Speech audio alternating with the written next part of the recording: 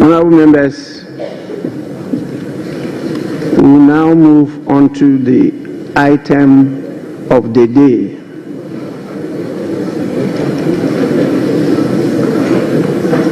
I mean the main item of the day, that is item 7, statements. The first statement, yes. Thank you, Mr. Speaker. Mr. Speaker, on our today's order paper, item 7, as you rightly call, the budget statement and economic policy of the government for the year ending 31st December 2025. Mr. Speaker, I want to invite you to our standing orders, order 1952. Mr. Speaker, with your permission, I need guidance and I'll read it.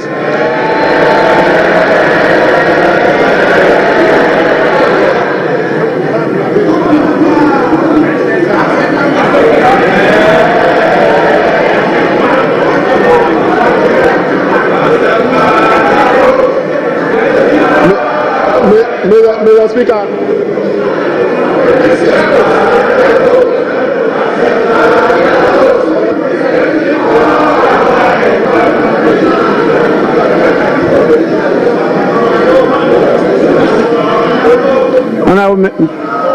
please, let's listen to the Deputy Minority Whip. Thank you, Mr. Speaker. I think the Minister was, Mr. Speaker, order 1952. With your permission, Mr. Speaker, I need guidance and I read. The budget statement and economic policy of the government shall be presented to the House by the Minister responsible for finance on behalf of or on the authority of the President, and in a form the House may determine. Mr. Speaker, I'm emphasizing on the last part, in a form the House may determine.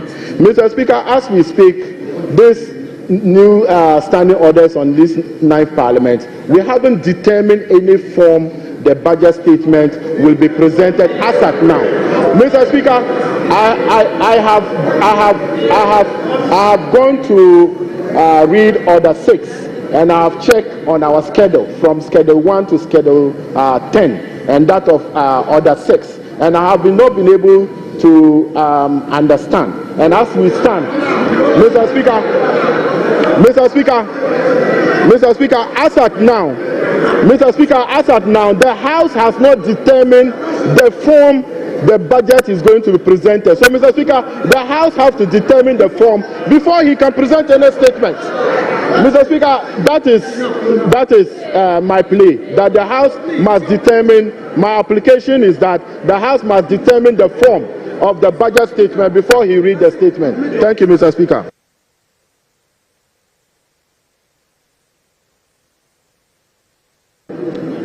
Majority Leader.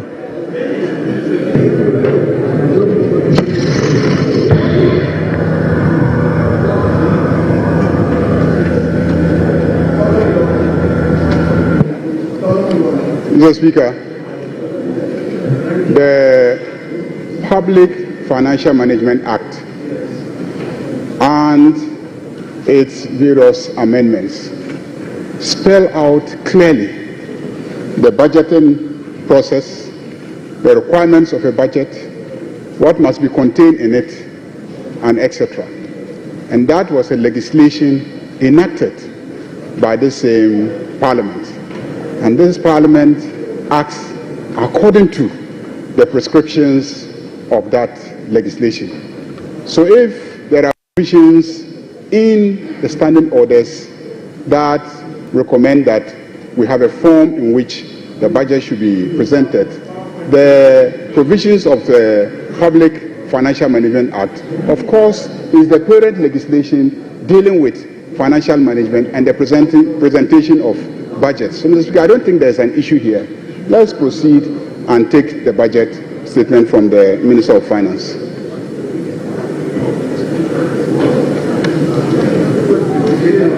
Yes, Minority Leader.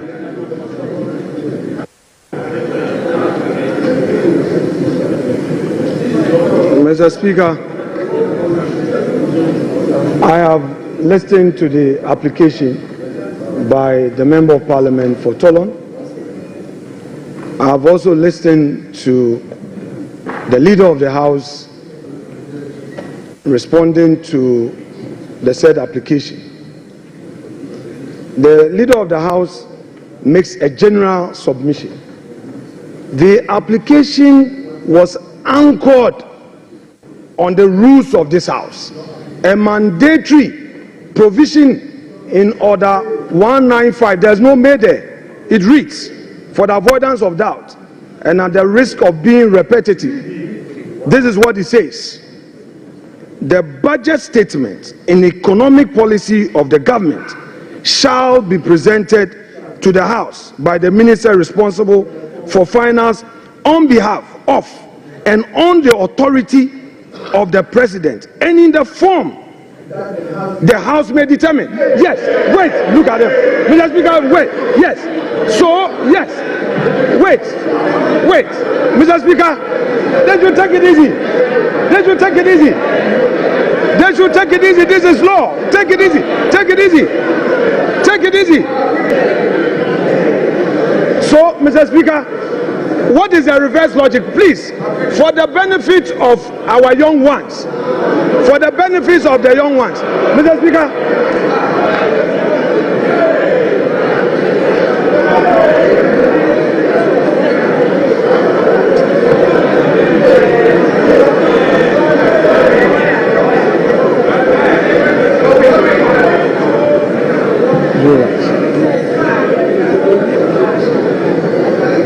Mr. Speaker, this House is a house of procedure. This House is equally guided by its own rules and precedents. Wait a moment. For those who are in a hurry to shout in his agreement, if the law says may determine, is it also the case that in reverse logic, the House may decide not to determine any form? But no, wait. The law is that a budget statement must be presented. But we are saying again that as a House, we may have to determine which form. So, Mr. Speaker, the invitation by the minority, the deputy minority whip, is well founded. He is inviting us as a House to determine, are we going to allow him to make a statement, or we are going to allow him to move a motion? Is it going to be in a form of a motion or in a form of a statement? This is a well-anchored application. Don't use your number to shout to intimidate him. He has made a solid argument. This House has not determined the form in which this item has to be taken. The deputy minority whip is inviting us to set the ground rules. The majority leader got up and referred to PFM Act to say what? He didn't quote the specific provision. The man has made an application under our own rules. You didn't attack him on the rules. You didn't know. You didn't say anything against his application on the rules. Mr. Speaker, as the minister is here, in which form are we going to listen to him? What is he going to make a statement, or he is going to move a motion? Mr. Speaker, this house is being invited to determine this matter. You see, the Supreme Court has had an occasion to give a contextual interpretation where may is placed to mean shall. Yes, it is there. No, come on, Mr. Speaker, even that argument aside, put that argument aside. There is no need for any interpretation of whether may should be shall. The point is that the law provides that we should determine the form. The law says we should determine the form. In this House, there are ways to come here. You come to make a statement, you come to move a motion. What is the minister coming to do? It's for this house to determine. Is he going to move a motion in accordance with Article 179, or he's coming to make a statement? And when he makes the statement, what happens? Is it going to be left with a chairman of a finance committee to now move that this house should debate the statement? Mr. Speaker, this is a solid application and he should be applauded for what he's done. Thank you, Mr. Speaker.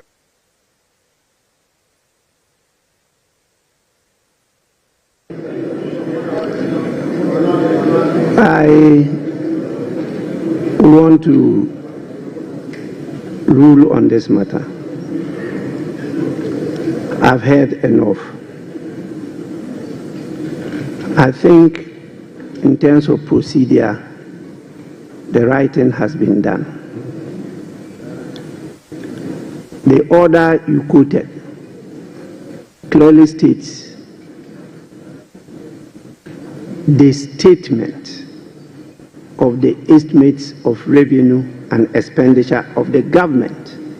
It says what? The statement.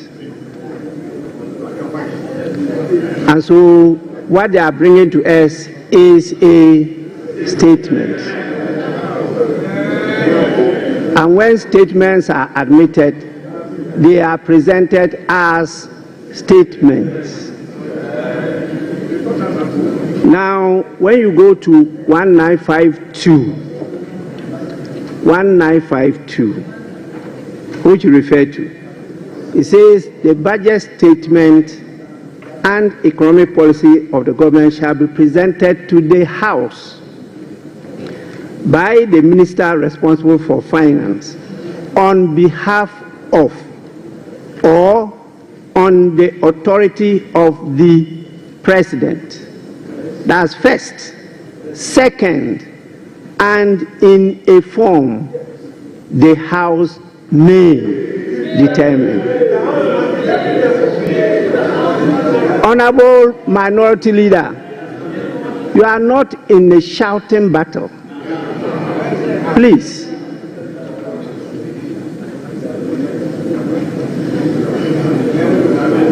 This is the House. The only way the House can determine however you define form is when the statement is presented to you. The House cannot determine this matter outside the House. You can only determine it when you are truly sitting as a House. And this is the House. He's presenting the statement. If you decide that you want a form, you define form in any different manner as you are doing, then this is the time when it is presented, you take this opportunity to determine that form you want, different from the earlier forms that we've decided and been practicing. If this is what you want to do, please, the statement must first be presented to you. It has to be presented to the House. And if you may, you determine the form you want it to be presented. That can be part of the debate. But I'm not sure the definition you are putting on the word form. Form. Please go back to your lexicons.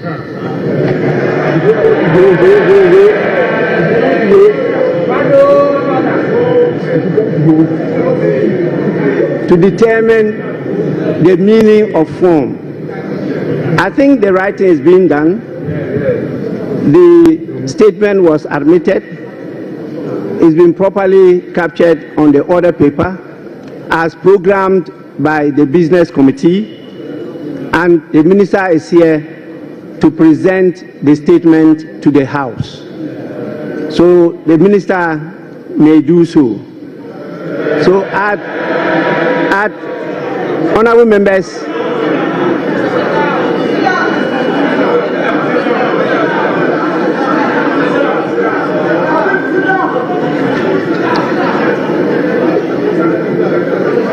Honorable Minister, just a minute. Just a minute. Honorable members, at the commencement, yes. Mr. Speaker, just to thank you for your guidance and the proper interpretation of 1952. Thank you, Mr. Speaker.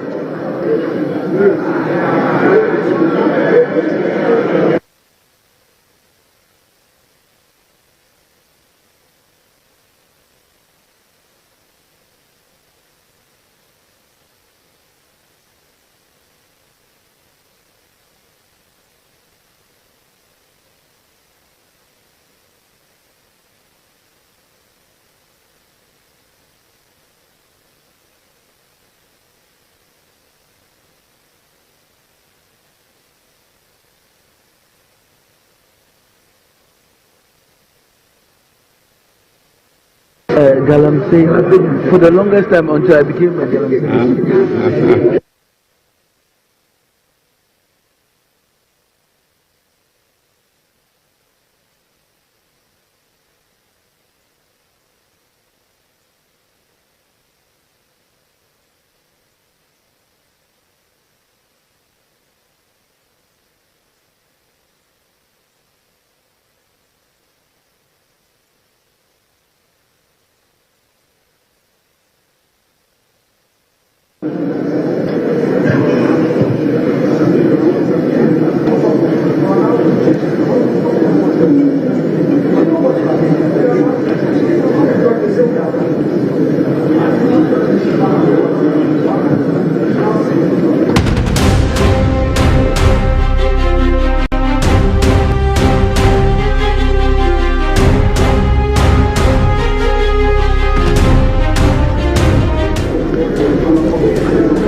Honorable members, item 7, statements.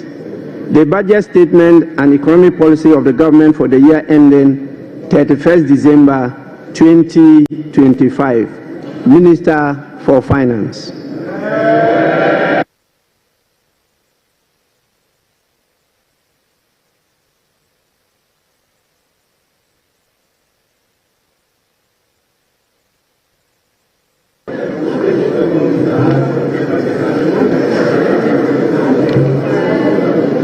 Mr. Speaker,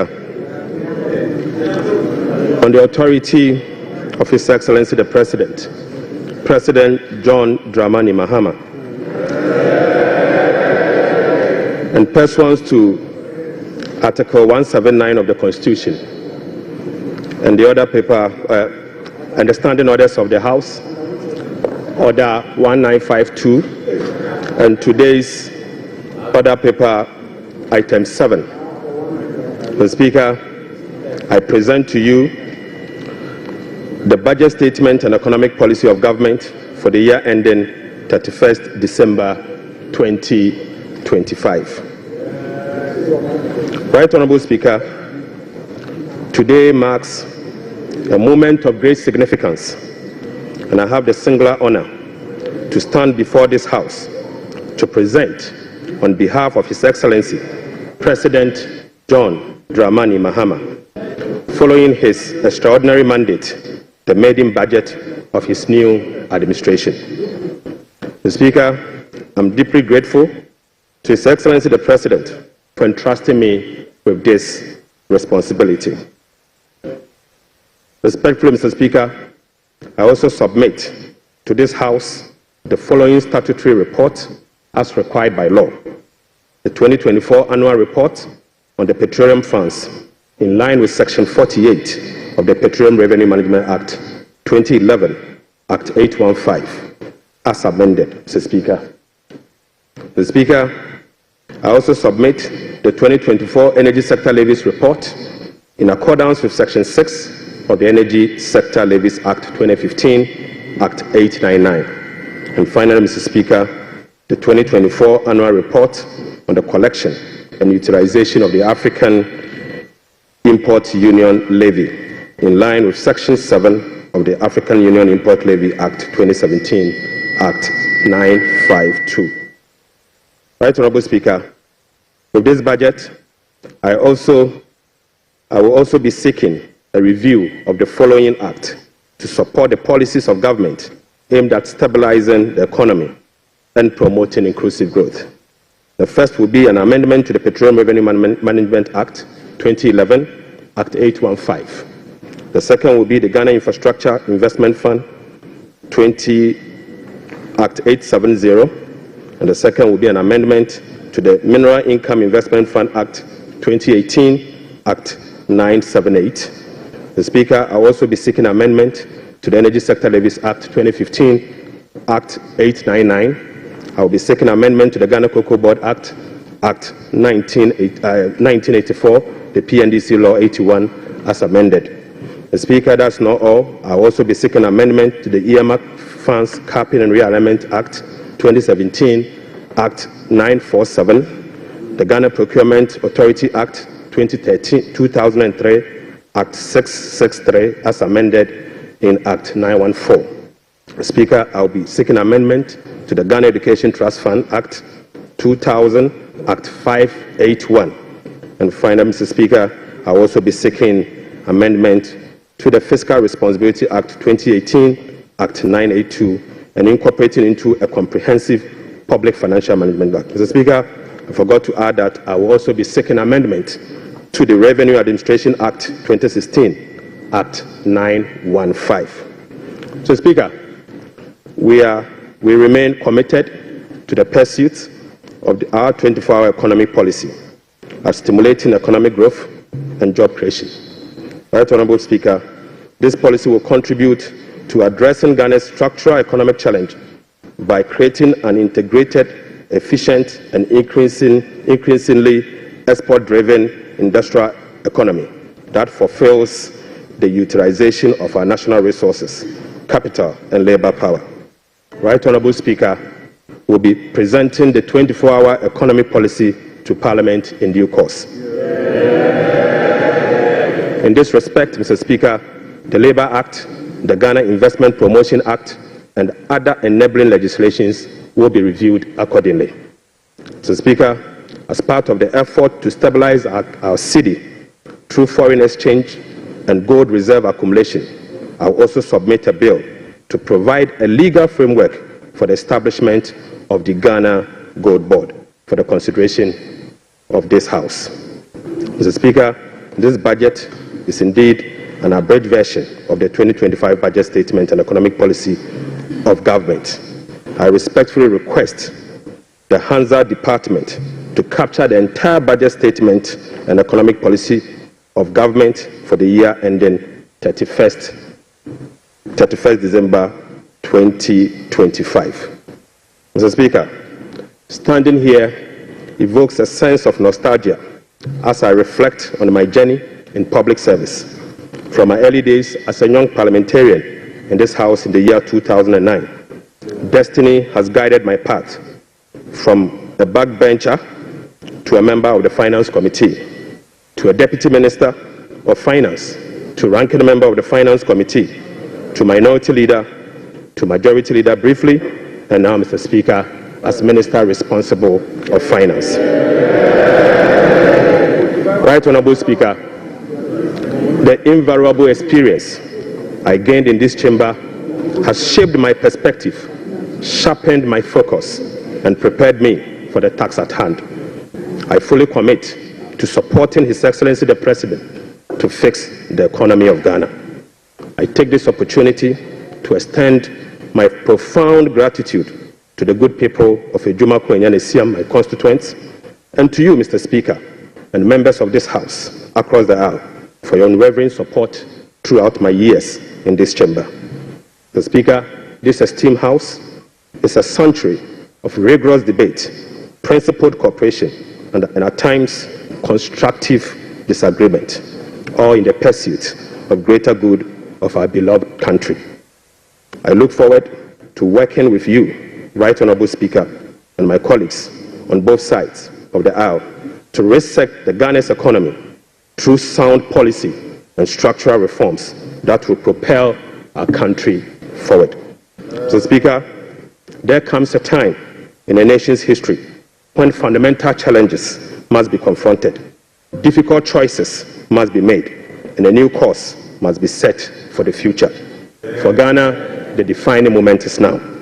Mr. Speaker, President John Dramani Mahama made a commitment to reset Ghana for jobs, accountability, prosperity. The Speaker, as captured in the NDC manifesto, in this regard, the theme of our budget is resetting the economy for Ghana we want. Right, Honorable Speaker, the democratic principles we tirelessly fought for are being held. Our democracy has been consolidated with yet another peaceful transition of power. That notwithstanding, our youth face an uncertain future with growing unemployment and hopelessness. This suggests that the dividend of democracy, such as economic prosperity and social justice, remains elusive. Mr. Speaker, the choice before us as a country are clear. We can either continue on a path of self-destruction by not confronting the problems, or we can embark on a journey of fundamental reforms and transformation, one that resets our economic model, redefines our priorities, honors our social contract, and provides opportunity for all. Mr. Speaker, luckily, President Mahama has chosen the path of reform and transformation. He will fix the economy. He will restore hope and lead us to build the Ghana we want together.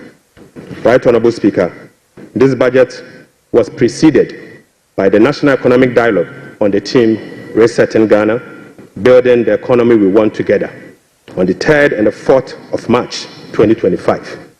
Through this consensus-building dialogue, the people demanded a decisive action, real solution to the severe challenges that plagued us as a country. Mr. Speaker, the 2025 budget is a culmination of the true aspirations, felt needs, genuine desires of the people of Ghana, expressed through the engagement with diverse stakeholders. As part of our broad consultation also, ahead of the budget, we recently engaged traders at major trading centers, including the Mokola market, to listen to their concerns, gauge their expectations, and elicit their input. So, Speaker, the extensive consultation revealed that the overriding concern among the community remains price and exchange rate stability. Apart from eroding their working capital, exchange rate volatilities makes effective business planning impossible and increase the cost of doing business. This budget outlines far-reaching measures which will be implemented in close collaboration with the Central Bank, the Bank of Ghana, to effectively and efficiently manage the exchange rate and inflation. Mr. Speaker, we also engage the youth of Ghana in a dialogue on social media as part of our new budget consultation. Mr. Speaker, during my engagement with the youth, it was revealed that 321 pharmacists who were employed since June 2023 have not received their salaries. We will take urgent steps to remedy this situation immediately. Right, Honorable Speaker, this conversation was an eye-opening experience, one that strengthened my belief that the voices of the youth matter in designing policies that directly and indirectly impact their lives and future. So, Speaker, in the year 2016, I came to this chamber on behalf of the then Minister of Finance, the Honorable Seth Public Financial Management Act 2016, Act 912, to deploy a robust public financial management system. Even though, Mr. Speaker, the Public Financial Management Act remains one of the best in the world, its poor implementation has rendered our public financial management systems weak, allowing for abuse and costly infraction. So, Speaker, President Mahama's government is committed to the full implementation of this critical legislation. So, Speaker, accordingly, we will enforce the sanction regime, link contracting and public procurement to budgetary provisions in the medium-term expenditure framework, and seek parliamentary approval for all multi-year commitments as required by law. Mr. Mr. Speaker, we will comply with the public procurement process and link them to approved budget. We will also respect the limits of the appropriations as approved by Parliament. We will rationalize the management of the compensation of employees, including conducting headcount across the country. Mr. Speaker, I now turn my attention or my focus to the state of the Ghanaian economy as at 31st December 2025. Right Honourable Speaker, Mr. Speaker, I now focus my attention on the state of the Ghanaian economy as at 31st December 2024. Mr. Speaker, hands on heart, we inherited an economy in deep crisis. Mr. Speaker, an economy hard hit with debt and beset by other fiscal challenges, such as large accumulation of MDRs, energy sector shortfalls, and financial sector payments. Mr. Speaker, recommitment control and reckless public spending have reversed the progress made in fiscal consolidation, even under the IMF program that commenced in the year 2023. Mr. Speaker, notwithstanding the gains made under the IMF-supported program that was to achieve through the painful sacrifice of domestic bondholders, external creditors, and taxpayers, the economy remains in distress. Right Honourable Speaker, key performance indicators to be assessed by the IMF staff in the upcoming fourth review of the program scheduled for April 2025, such as the primary balance on commitment basis, inflation, social protection, and others, as at end 2024, are likely missed. Right Honourable Speaker, in addition, all structural benchmarks due by end December 2024 are also missed. So, Speaker, inflation worsened in the year 2024 from 23.2% in the year 2023 to 23.8% in 2024. So, Speaker, the 2024 end period inflation also exceeded the budget target of 15% by 8.8 percentage points and the IMF central target of 18% by 5.8 percentage points. Unfortunately, this has triggered a discussion with IMF under the monetary policy consultation clause. Right Honourable Speaker, the primary balance on commitment basis worsened from a deficit of 0.2% of GDP in the year 2023 to a deficit of 3.9% in the year 2024. Mr. Speaker, the primary balance on commitment basis target for 2024 was a surplus of 0.5% of GDP. Sadly, the previous government recorded a deficit of 3.9 percentage point of GDP.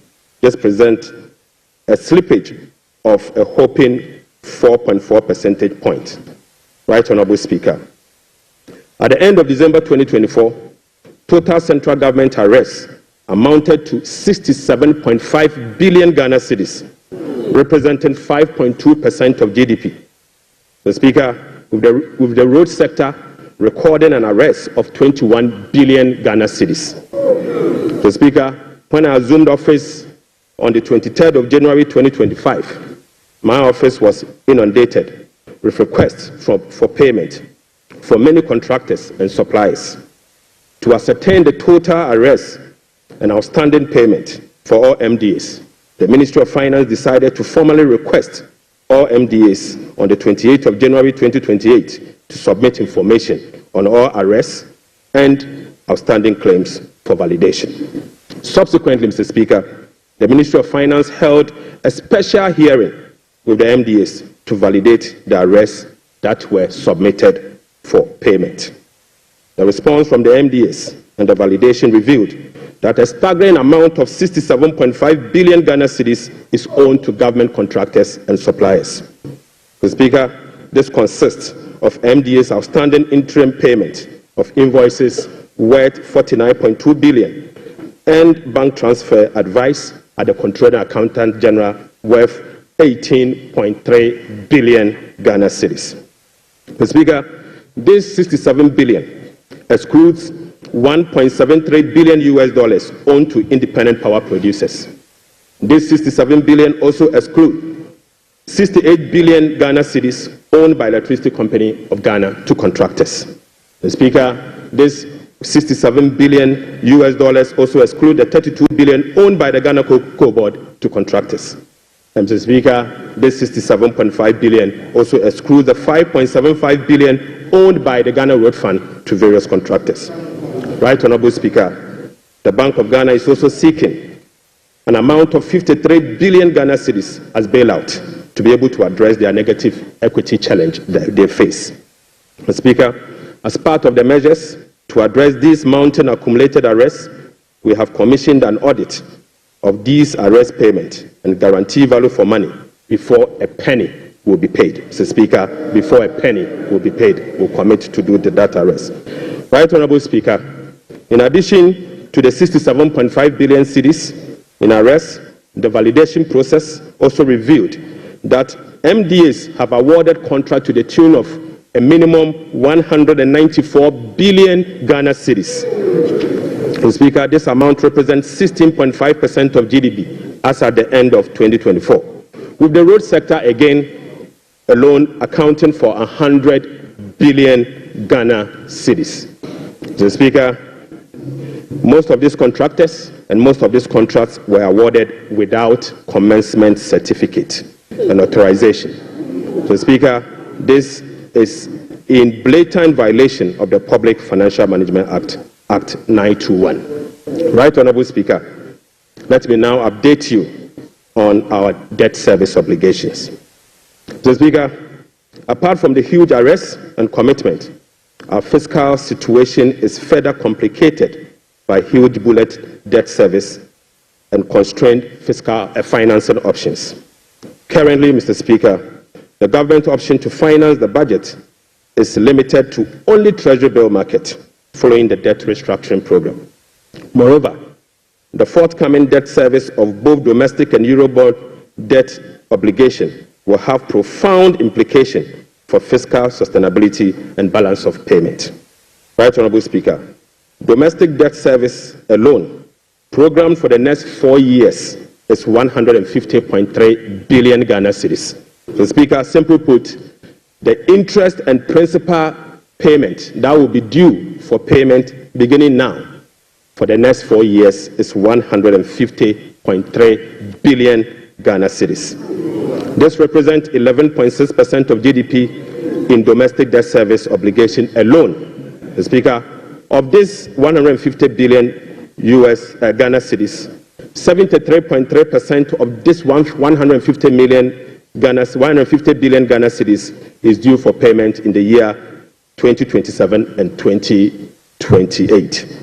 Right Honorable Speaker, 2027 alone, the domestic debt service that will be falling due will be 57.6 billion, and 2028 will be made to call upon to pay 52.5 billion Ghana cedis. So, Speaker, the debt service obligation of 2027 and 2028 are major harms. These harms are cancerous and pose significant risks to the economy of Ghana. But, Mr. Speaker, touch wood, we shall fix it. We shall fix it. Mr. Speaker, our debt service obligation of this financial year is equally burdensome with significant harms. February, we were called upon to pay 9.9 billion. July, we'll be paying 6.2 billion, and August, we'll be paying 10.1 billion, all this year. Right Honorable Speaker, the fiscal challenges are further compounded by the significant short-term Treasury bill that we also inherited. So, Speaker, these obligations, totaling about 111.1 billion Ghana cedis, requires rollover week in, week out, placing additional pressure on cash flows and liquidity requirements.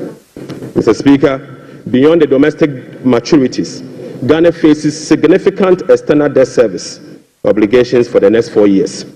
In the next 4 years, we'll be made to call upon to pay 8.7 billion US dollars, representing 10.9% of GDP. with heavy concentration again in the year 2027 and 2028.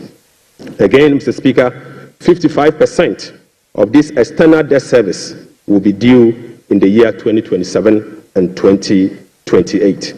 Right Honorable Speaker, in the year 2027, we'll be made to pay $2.5 billion US, and 2028, we'll have to again pay $2.4 billion US.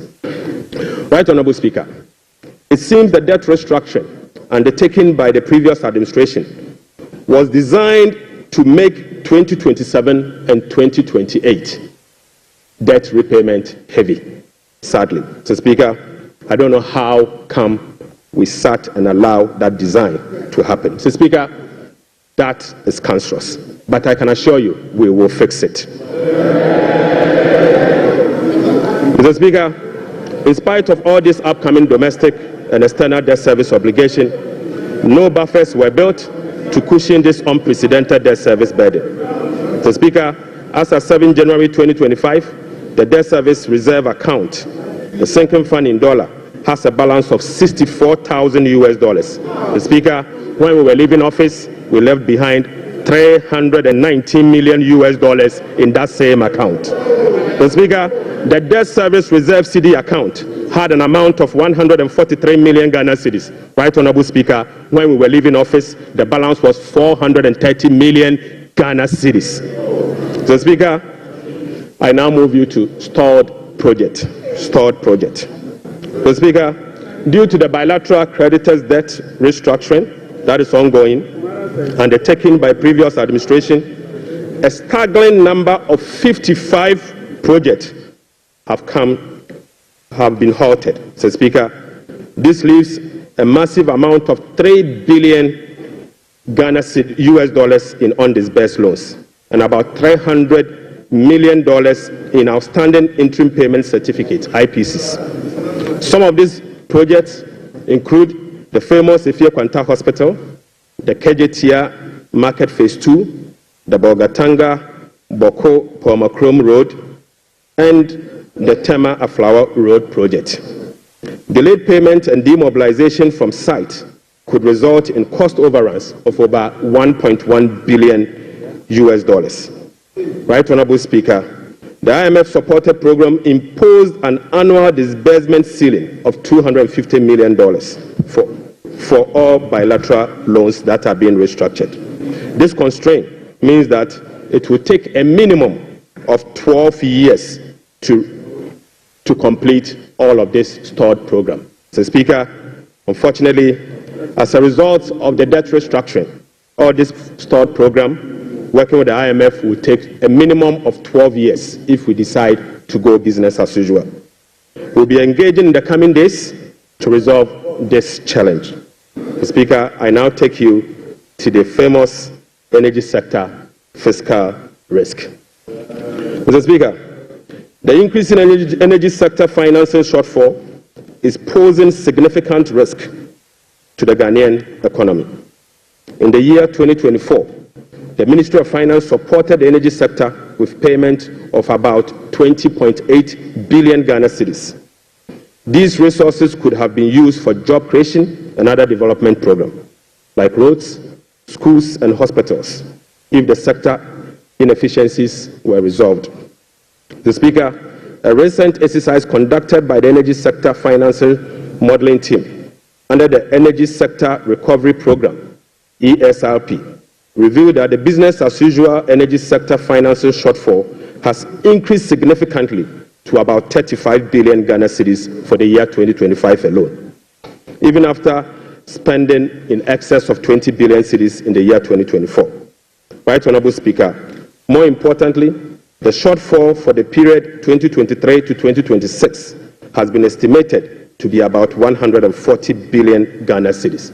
The Speaker, this amount is 20 times more than the allocation for goods and service for all MDAs in the year 2025. The Speaker, in addition, the energy sector shortfalls, which relate to current invoices that are largely unpaid legacy arrears due to the Independent Power Producers Mr. Speaker, the legacy arrears stood at $1.73 billion as at end 2024.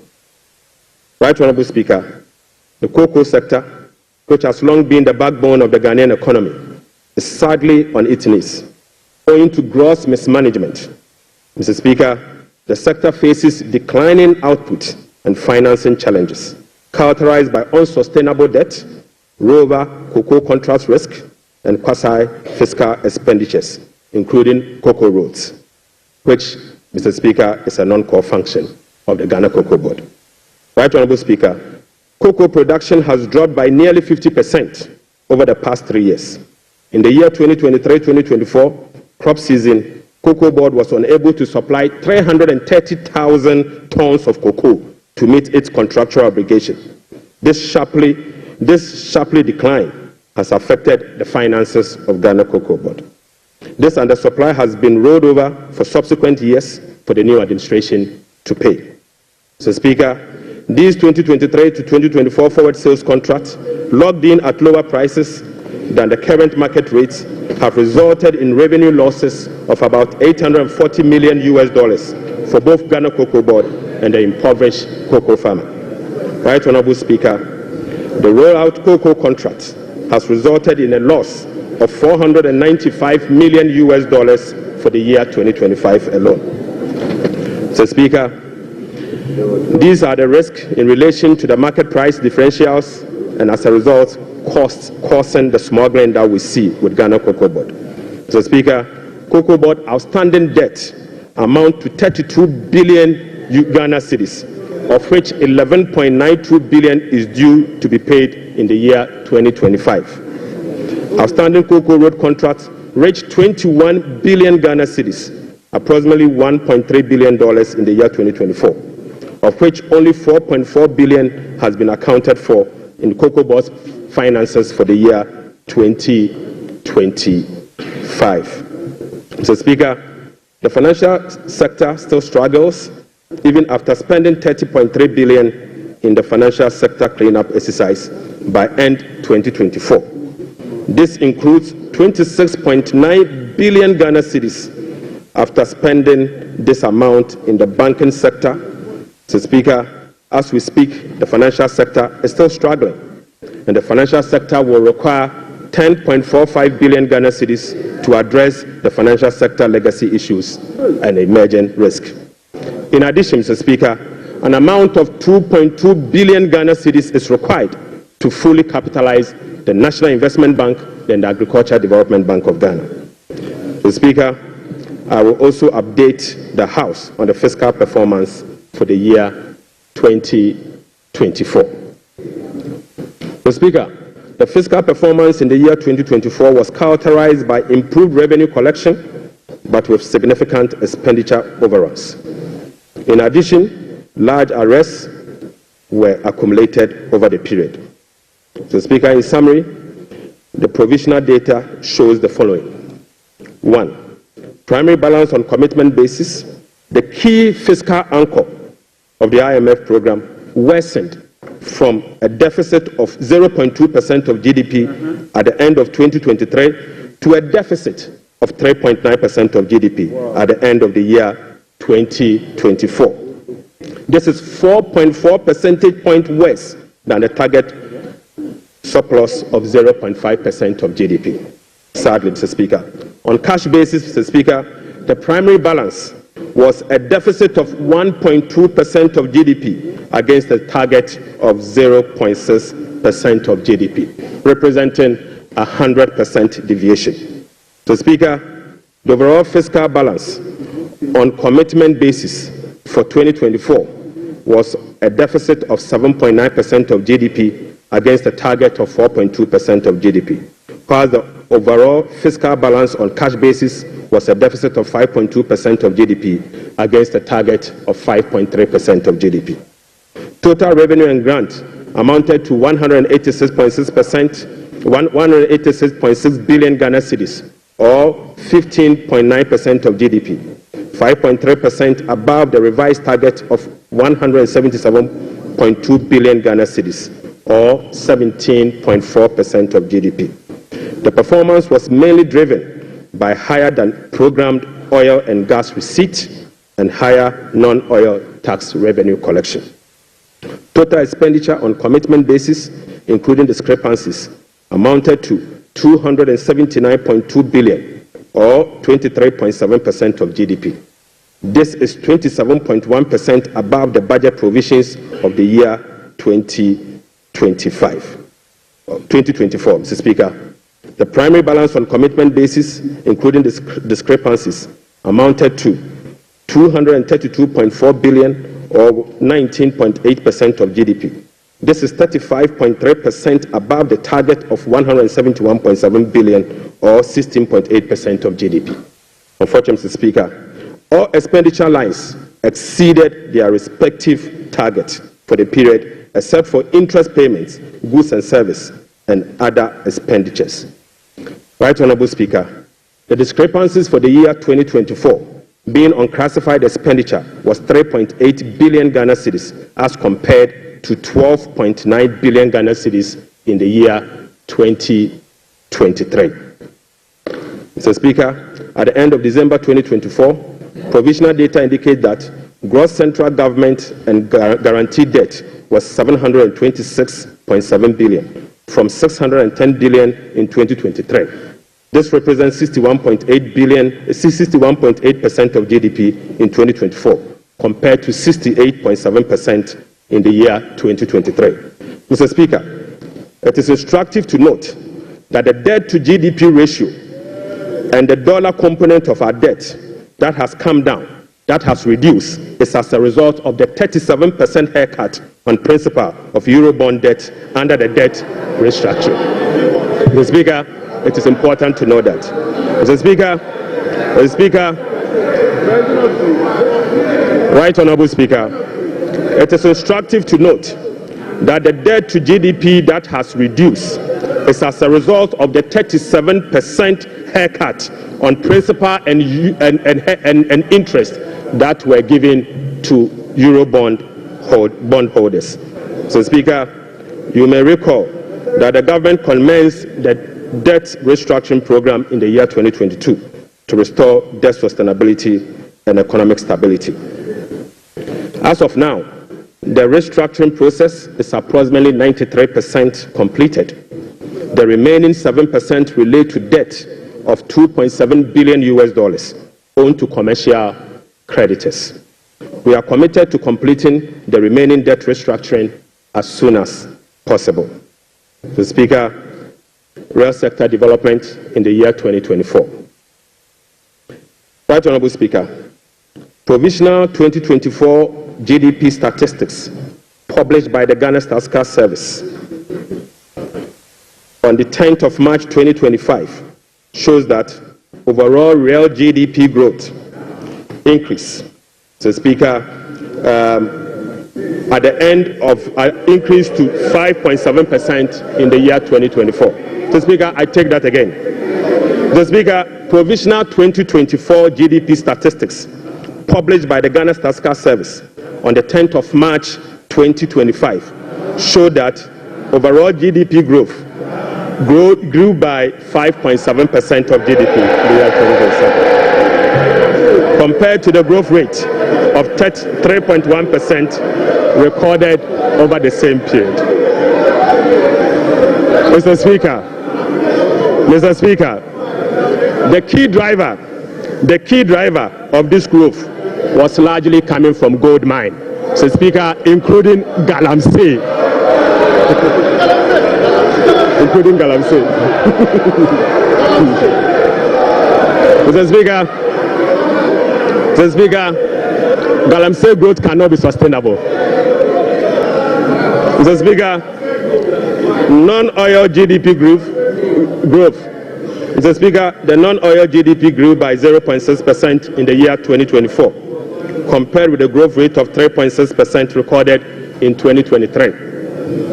Mr. Speaker, the gross international reserves increased to a stock position of $8.98 billion at the end of 2024, and was enough to cover 4 months of imports, exceeding the target of a floor of 3 months of import cover.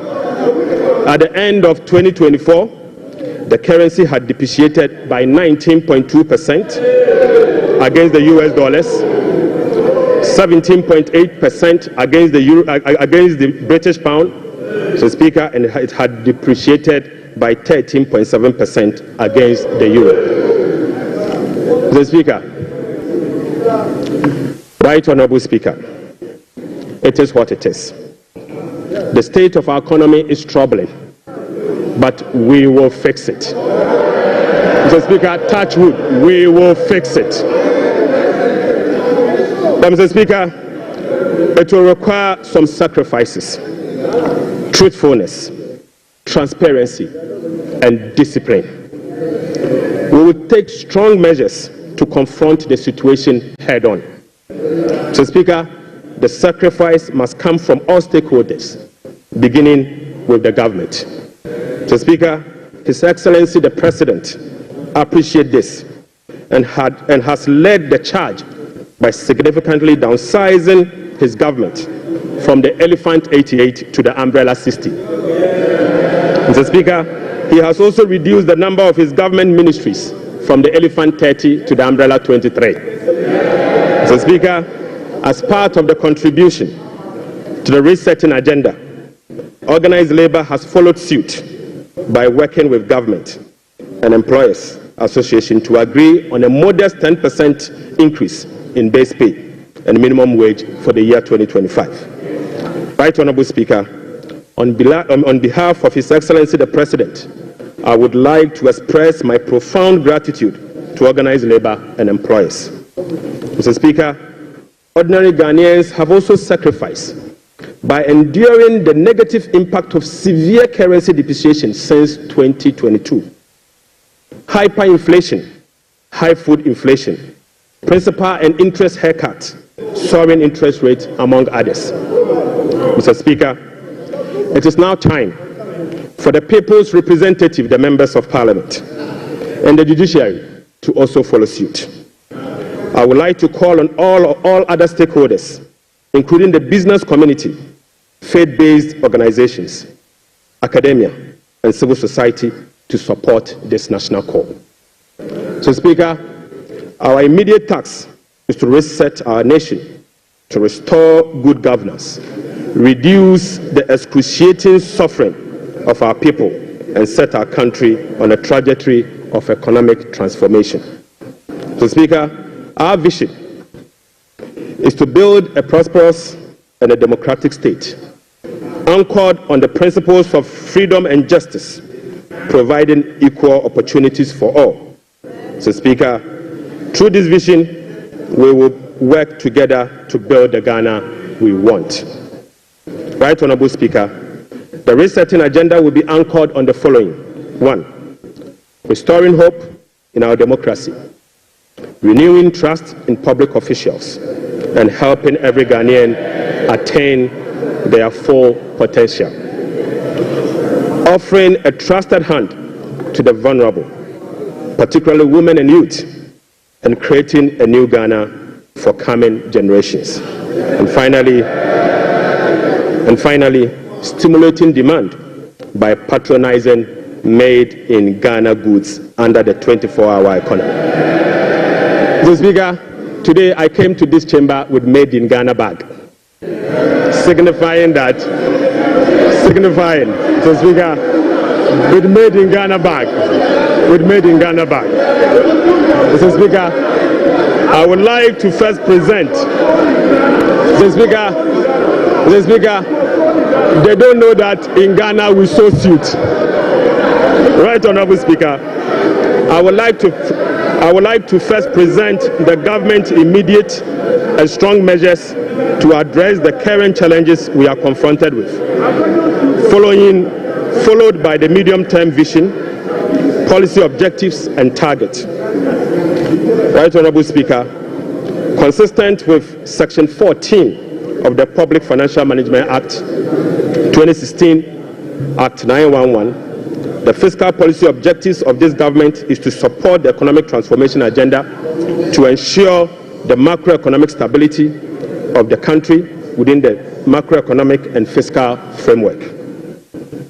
More specifically, the fiscal policy objective of the government include the following: rationalizing government expenditure and eliminating wasteful expenditures, optimizing domestic revenue mobilization through broadening of tax base, increased non-tax revenue collection, adopting enhanced tax compliance measures, and modernizing the tax administration through digital technology. Mr. Speaker, we will also increase the share of domestic expenditure to spur economic growth and job creation.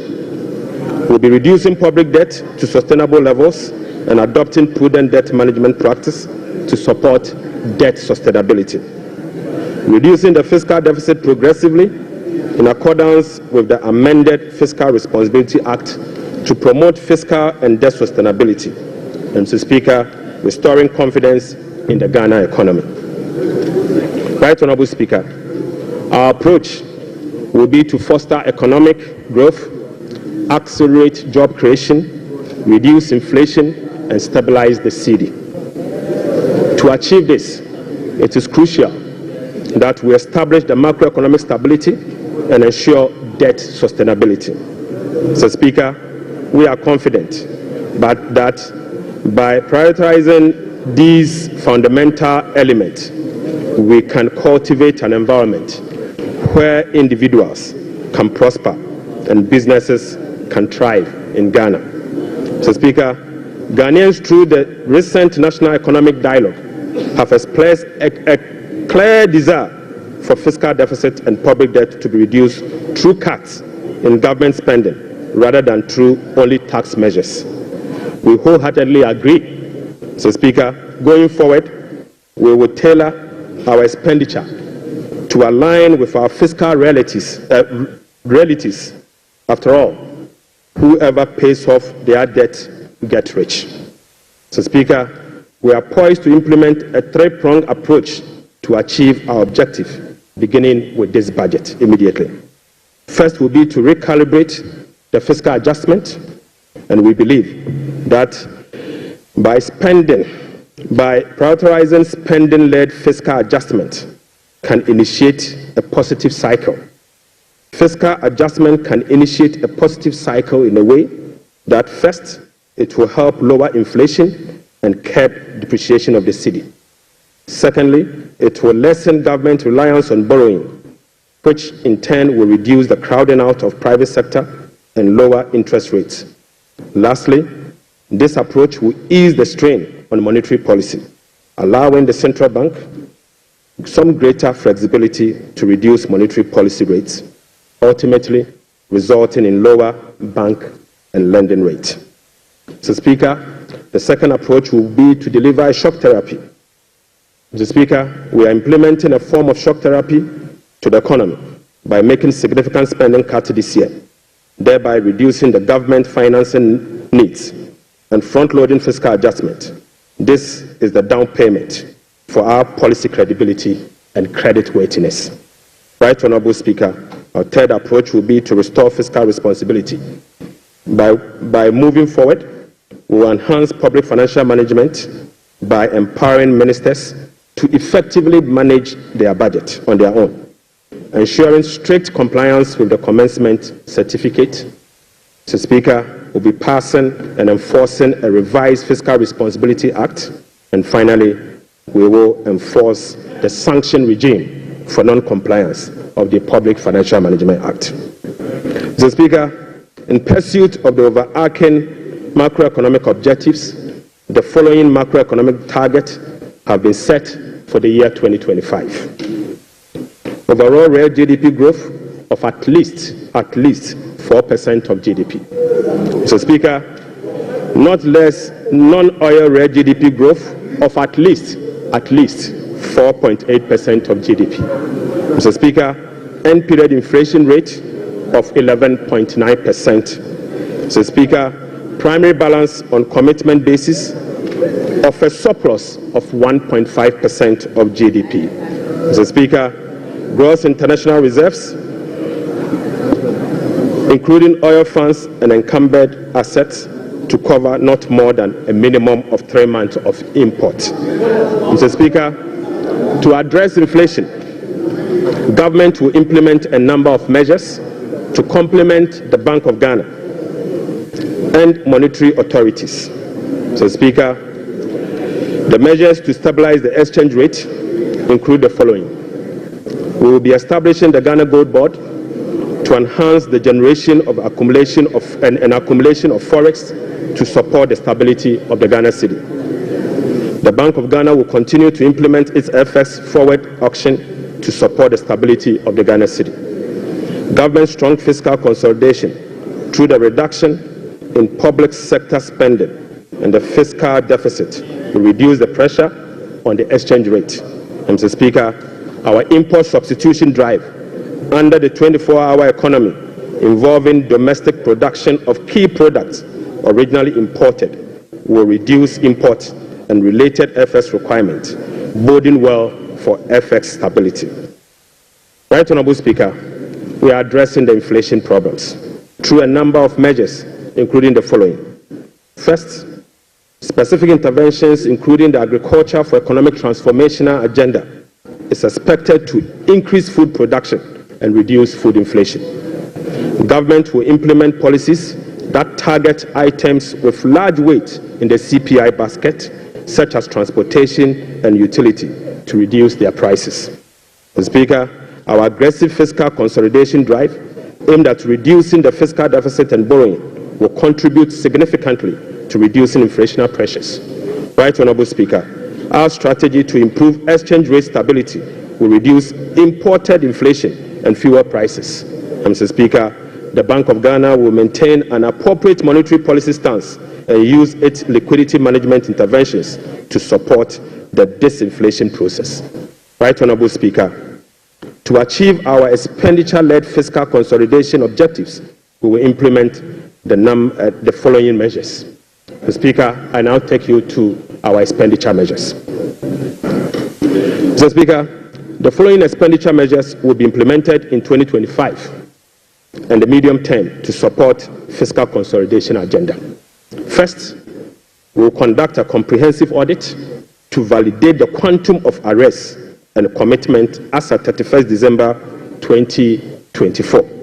Mr. Speaker, the mandatory use of blanket purchase order to capture multi-year commitment contracts in line with our medium-term expenditure ceilings will be implemented. We will amend the Public Procurement Act to provide for an independent value for money office to scrutinize government procurement. Mr. Speaker, we will also work with Parliament to amend the Public Procurement Act to make commencement certificate and budgetary provision a prerequisite for all procurement that will be paid by the central government. Mr. Speaker, we will fully integrate GANEPS and GIFMIS to ensure that only MDA's projects and purchase orders that have approved budget and allotment can obtain procurement approvals. Mr. Speaker, we will operationalize the compliance desk at the Ministry of Finance to monitor reports on commitment and arrest accumulation. Mr. Speaker, aside that, we will publish a PFM league table for compliance purposes. We will strictly enforce sanctions under the sections 96 to 98 of the Public Financial Management Act for breaches of the PFM Act, specifically those that relate to arrest accumulation and commitment control. Right Honourable Speaker, we will cut waste and we will cut it very deep. Mr. Speaker, in this regard, we have selected expenditure items including the Ghana Cares, the USTAT, One District, One Factory for complete elimination. Mr. Speaker, we will reassign the functions of development authorities such as Coastal Development Authority, the Northern Development Authority, the Middle Belt Development Authority to the district assemblies and do away with the development authorities. So, Speaker, we will amend the Petroleum Revenue Management Act to allocate all ABFA resources for infrastructure use, not for goods and services, but for infrastructure use. Mr. Speaker, the National Health Insurance will receive full allocation under the earmark funds capping and realignment act. So, Speaker, the road fund will receive full allocation under the earmark fund and capping and realignment act. So, Speaker, JNPC share of net carried and participating interest from 30, we will reduce the GNPC share of net carried and participating interest from 30% to 15% and fully restore transfers to GNPC under the earmark fund and capping alignment act. Right, Honorable Speaker, we'll be amending the Mineral Income and Investment Fund Act to ensure that 80% of the royalties originally maintained by MIF is transferred to the Consolidated Fund for Infrastructure Development. Right, Honorable Speaker, we will strengthen social protection through the implementation of new interventions such as the no academic fee policy for all first-year students in public tertiary institutions under the No Fee Stress Initiative. Mr. Speaker, it also includes the free tertiary education for persons with disability, free primary health care, the Ghana Medical Trust Care, otherwise known as Mahama Care, and free sanitary pads for schoolgirls. Mr. Speaker, to address the energy sector challenges, including reducing the quantum of large energy sector shortfalls, the following energy sector recovery program interventions will be implemented this year. First, Mr. Speaker, ECG and NEDCO will implement a number of measures, including metering and implementation of private sector participation. Mr. Speaker, we'll also implement the liquid fuel to gas swap through an increase in N-gas supply from 60 mmSC per day to 100 mmSC to take advantage of cheaper gas prices and others. Mr. Speaker, we will complete the IPP capacity renegotiation to generate some savings through negotiated lower fixed capacity charges and variable O&M charges. Mr. Speaker, as agreed with the IMF by the previous administration, we will implement the following ESRP measures to achieve the structural benchmark of the IMF program. Mr. Speaker, PURC will continue to implement the quarterly tariff adjustment to reflect changes in inflation, exchange rate, and generation mix. Mr. Speaker, PURC will also undertake a major tariff adjustment which will be due in fourth quarter of 2025 to reflect capacity charges, additional liquid fuel usage, and additional capex. The weighted average cost of gas will be increased from the current $7.80 per MMBTU to $8.45 to reflect the increased prices of natural gas as well as the changes in the supply mix. So, Speaker, the subsidy on weighted average cost of gas granted to some ceramic companies through the discounted industrial development tariff will be reversed. So, Speaker, I now take you to the revenue measures. Mr. Speaker, in proposing some revenue measures to achieve the 2025 fiscal target for your consideration, I'll first take you to the IMF requirement. Mr. Speaker, this measures is inconsistent with our commitment under the IMF-supported program to observe a non-oil tax revenue effort of 0.6% point of GDP annually as part of the measures to improve domestic revenue mobilization and achieve our debt sustainability target over the medium term.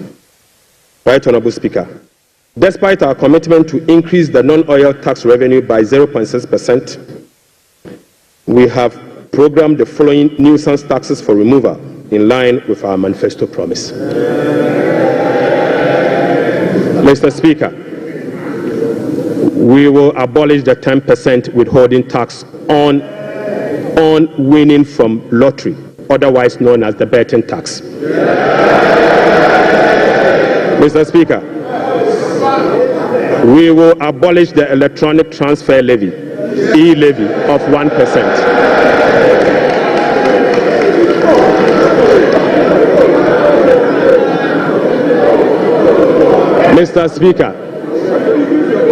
Mr. Speaker, we will abolish the 10% withholding tax on betting.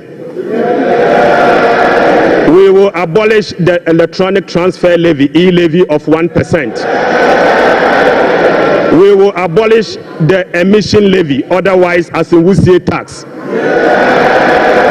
We will abolish the VAT on motor vehicle insurance policy. Mr. Speaker, we will abolish the 1.5% withholding tax on unprocessed gold by small-scale miners.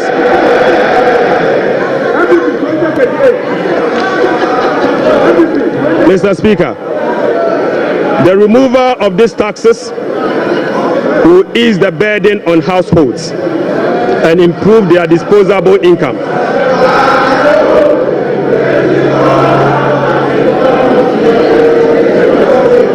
Right, Honorable Speaker, the removal of these taxes will ease the burden on households and improve their disposable incomes.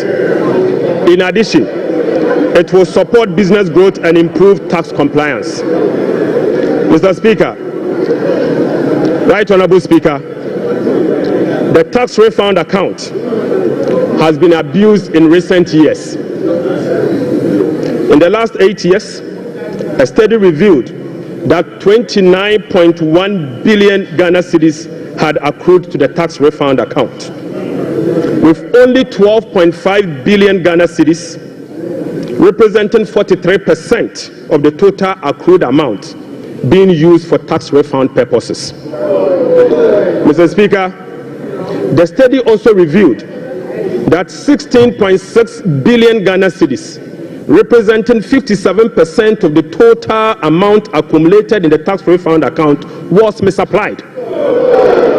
Mr. Speaker, which is a total violation of the Revenue Administration Act, Act 915, and the Public Financial Management Act.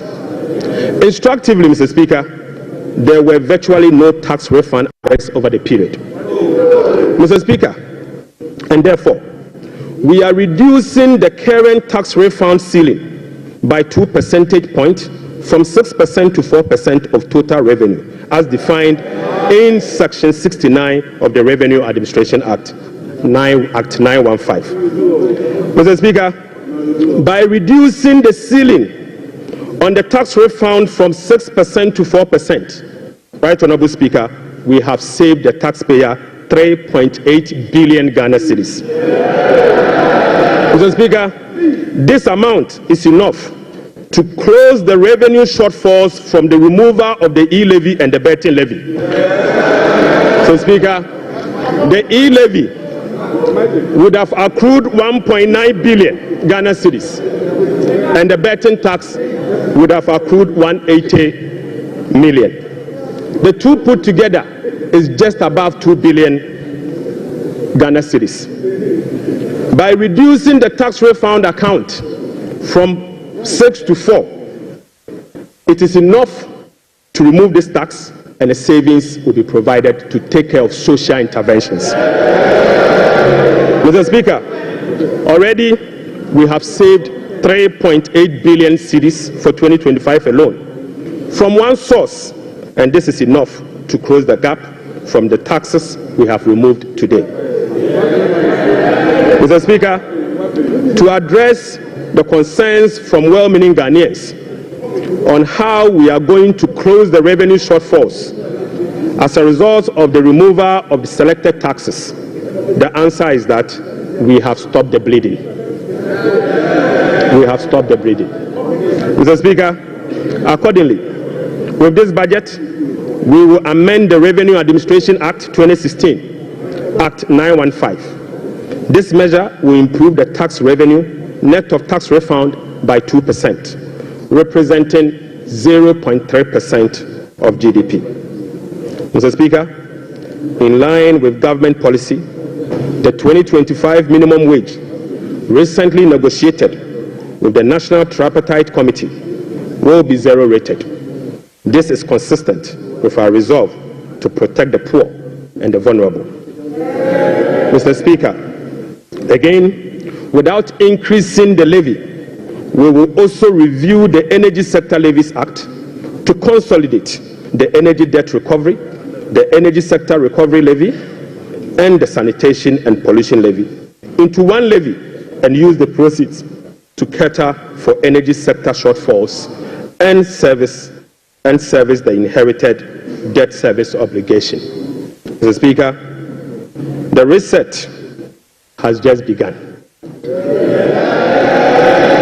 Right, Honorable Speaker, the rest of the energy sector levies, including the Road Fund Levy, Energy Fund Levy, Price Stabilization and Recovery Levy, Public Lighting Levy, and National Electrification Levy will remain to support the achievement of their intended objectives. Right, Honorable Speaker, Ghana has not sufficiently capitalized on the benefits of its extractive sector to support development and diversification. We have failed to leverage our natural wealth by capturing its rent and channeling it towards productive infrastructure and human capital. Natural resource rent, which is the difference between the revenue of a commodity and the average cost of producing that commodity, is about 14% of GDP in the case of Ghana. However, Mr. Speaker, revenue from extractive industry is around 1.5% of GDP only. This is because, as a country, we have failed to fully capture the economic rent of our natural resources.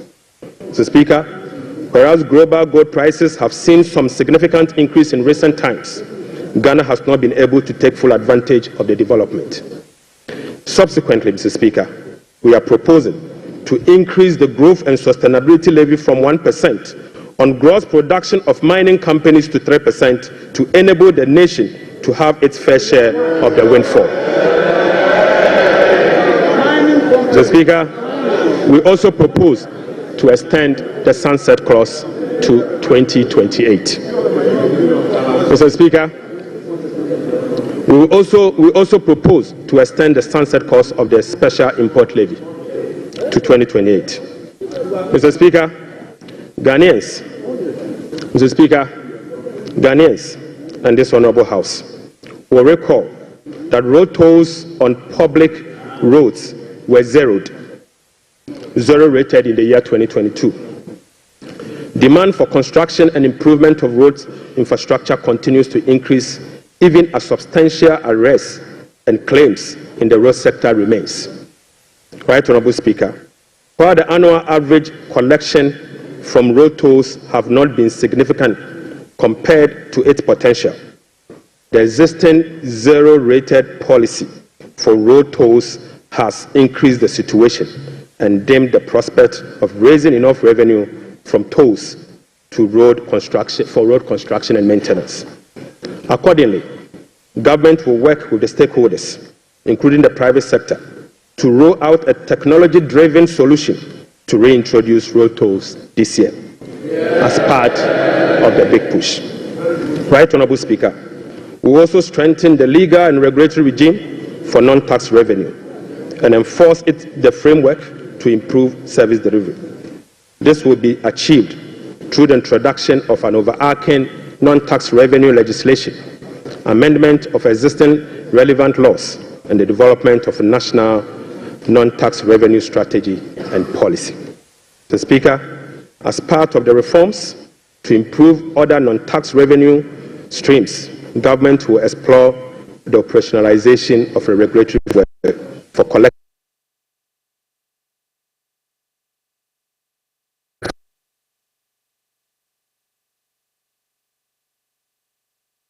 and Mr. Speaker, we believe that the local authority to collect their own property rates. Mr. Speaker, the current compliance rate for SMEs and personal income tax is below 30%, which is extremely low. Government will embark on an aggressive and sustained tax education campaign in the next 2 to 3 years to ensure improved compliance and tax revenue mobilization. We will also institute a quarterly dialogue on tax issues among the Ghana Revenue Authority, Ministry of Finance, and the business community to ensure that issues affecting businesses are addressed promptly. Mr. Speaker, I now take you to VAT reforms. Right Honourable Speaker, we commit to the people of Ghana and this House, the business community, that we will undertake a comprehensive value-added tax reform this year. Mr. Speaker, with the aim to review the current distortions and cascading structure of the value-added tax regime. Ghana's effective rate, VAT rate, is about 22%. This is obviously because the 2.5% get fund levy for the COVID levy are well added to the base for a final determination of what is due for VAT purposes. Mr. Speaker, aside the high VAT rate, businesses are not permitted by law to claim their input VAT for NHIL, get fund and COVID levy, compounding the burden on households. Right Honourable Speaker, our VAT regime has been distorted and rendered inefficient. It combines both VAT and sales tax principles, a flat rate, standard rate, and levies. We have requested for technical assistance from the Fiscal Affairs Department of the IMF on VAT reforms. It is expected that the IMF mission will commence in April 2025. The recommendations from the technical assistance mission are expected to inform our reform. Mr. Speaker, ahead of the IMF technical assistance mission, I will inaugurate a VAT reform task force to hold broad consultation with key stakeholders for their input. Mr. Speaker, the parameters for VAT reform will be is for them to complete this year. Mr. Speaker, the parameters will include the following. 1. Abolishing the COVID levy.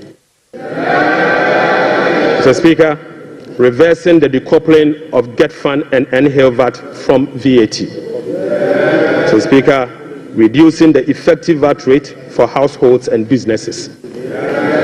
Reversing the VAT flat rate regime and upwardly adjusting the VAT registration threshold to exempt micro and small businesses from the collection of VAT.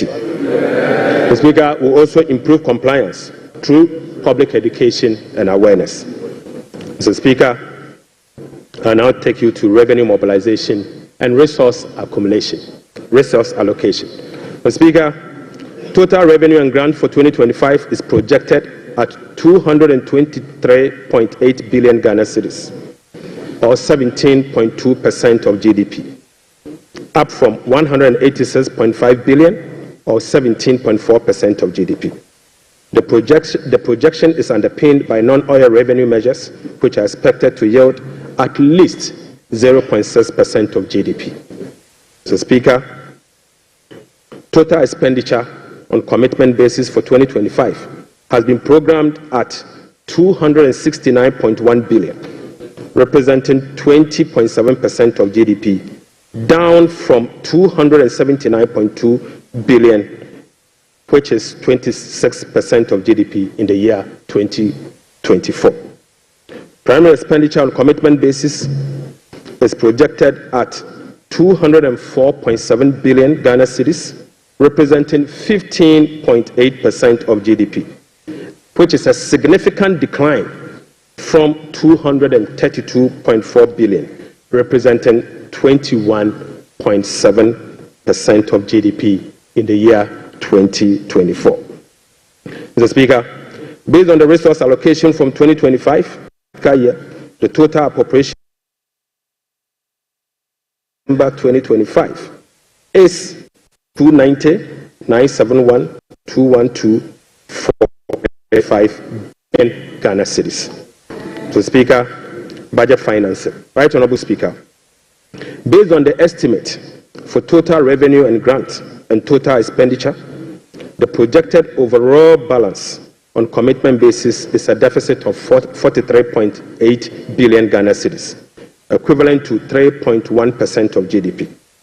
The corresponding primary balance on commitment basis is a surplus of 20.3 billion Ghana cedis, equivalent to 1.5% of GDP.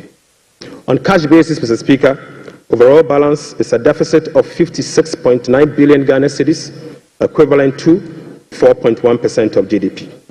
The corresponding primary balance on cash basis is again a surplus of 7.3 billion, equivalent to 0.5% of GDP. Right, Honorable Speaker, the cash deficit of 56.9 billion is expected to be financed from both foreign and domestic sources. The total foreign net financing will amount to 21.4 billion Ghana cedis.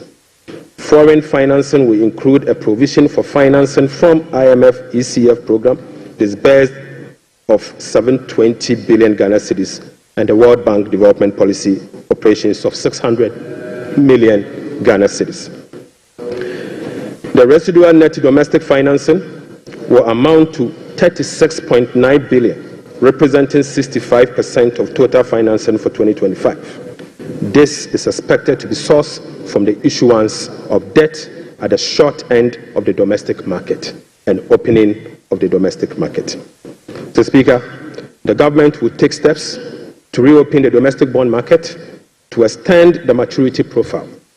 The reopening will be executed cautiously to establish large-size benchmark bonds that will enhance market liquidity.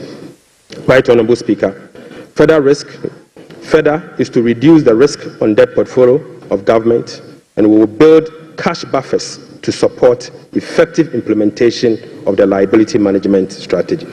Mr. Speaker, this will help smoothen the redemption profile and mitigate refinancing risk associated with Ghana's debt portfolio. Mr. Speaker, the government in 2025 and the medium term will implement liability management operations to manage the risk embedded in the Eurobond debt profile. Right, Honorable Speaker, beginning 2025, we will commence the operationalization of Section 37 to Section 44 of the Public Financial Management Act 2016. Mr. Speaker, in doing so, we will be building sufficient buffers in the sinking fund as a landmark reform to manage our public debt. Right, Honorable Speaker, I'm pleased to report to the House that following our proactive fiscal management strategy,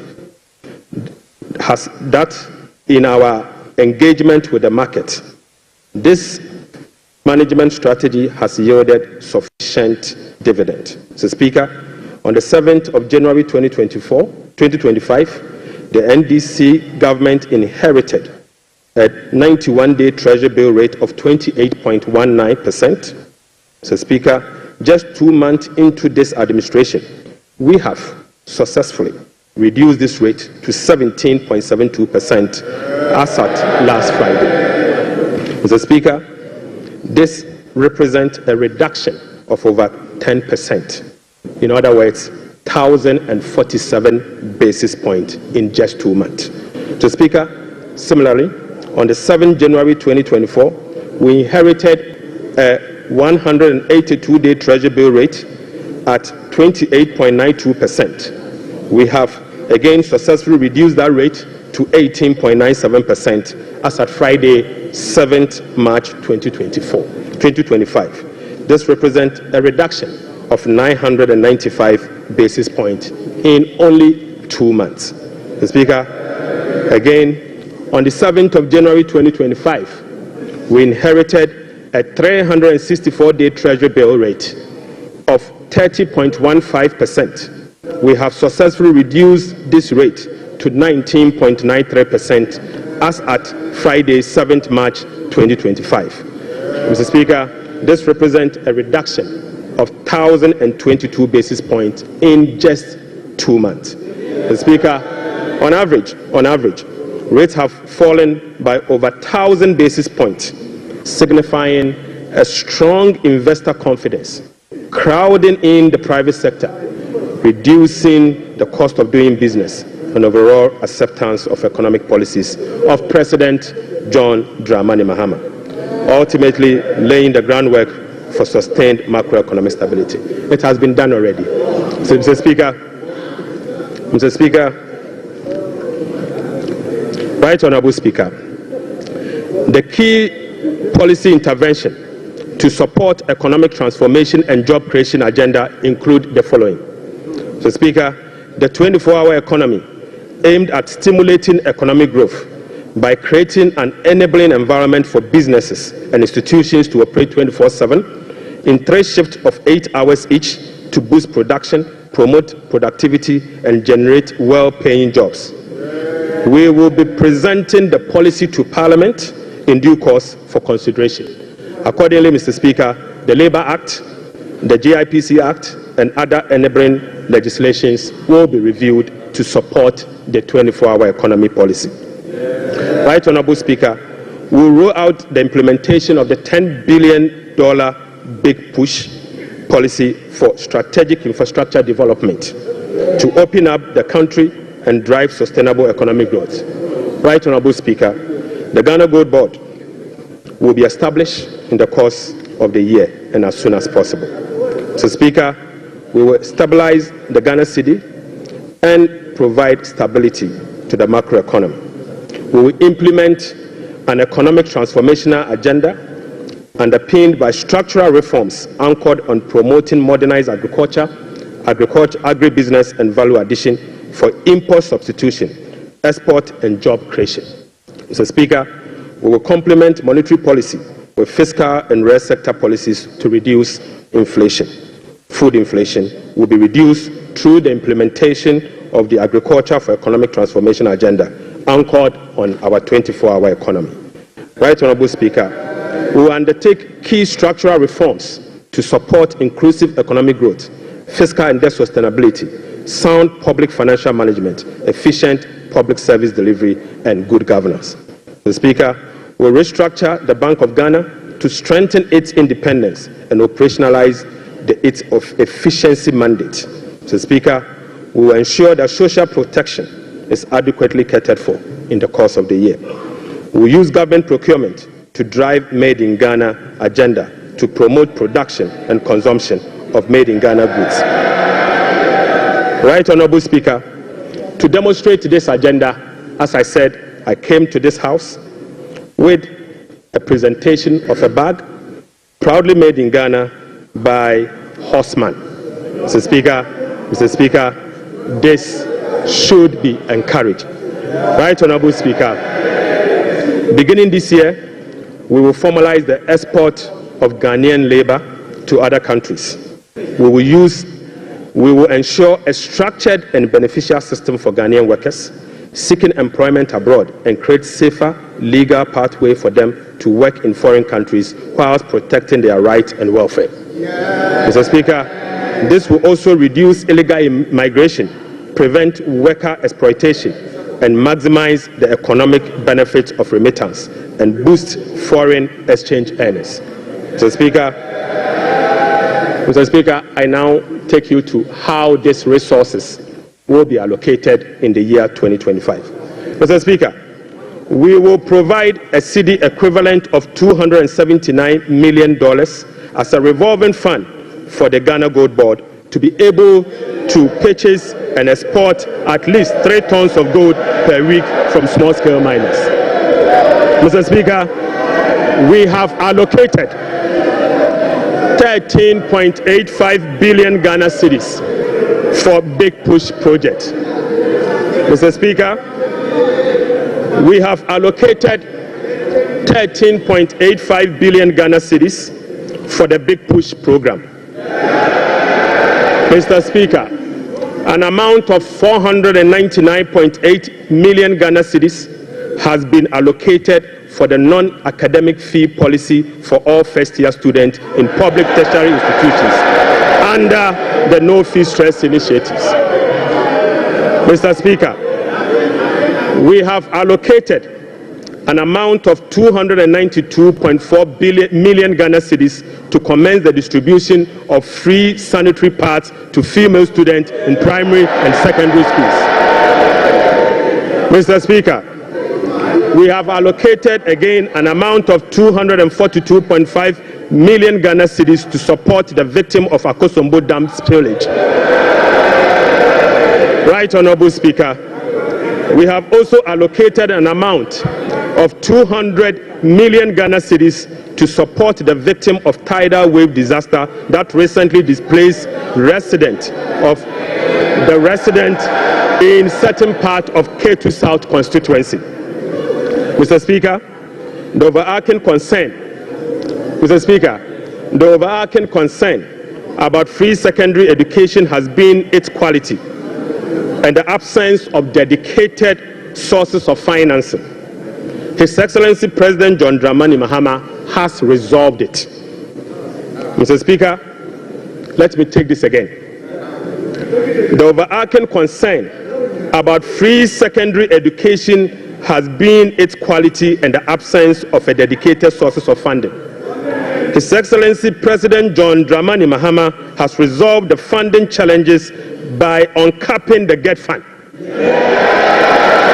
Mr. Speaker, this makes available dedicated funding for full financing of free senior secondary school education and free tertiary education for persons with disability. Mr. Speaker, therefore, Capping and Realignment Act will be amended to uncap the Ghana Education Trust Fund. Mr. Speaker, this year, the budget for free senior secondary school education program is 3.5 billion Ghana cedis. By uncapping the GET fund, we will be making available an additional 4.1 billion Ghana cedis specifically for financing free secondary education program and other related expenditures. Mr. Speaker, aside the uncapping of GET fund, we have also absorbed the debt service made up of interest and principal from the Dache bond that GET fund contracted. Right, Honorable Speaker, we have also allocated an amount of 564.6 million Ghana cedis for the provision of curriculum-based textbooks covering the following. 1, 4 sets of KG books and workbooks for about 2.8 million learners. Mr. Speaker, we have also provided for 4 sets of primary textbooks for about 800,000 learners. Mr. Speaker, we have also provided for 9 sets of SHS textbooks for about 540,000 learners. Right, Honorable Speaker, under the school feeding program, budgetary provision has been increased from the 1.3 billion Ghana cedis last year to 1.78 billion Ghana cedis. Mr. Speaker, representing a 33% increase. The allocation for 2025 reflects an increase in feeding costs per meal, per child, from the 1 cedi 50 pesos to 2 cedis, representing 33.3%. Mr. Speaker, the government has also allocated 145.5 million Ghana cedis to the capitation grant, up from 84 million Ghana cedis in 2024. This is an increase of 73.4% over the previous year. Mr. Speaker, we have also allocated 203 million Ghana cedis for the payment of teacher training allowances and another 480 million Ghana cedis to nursing training allowances. Mr. Speaker,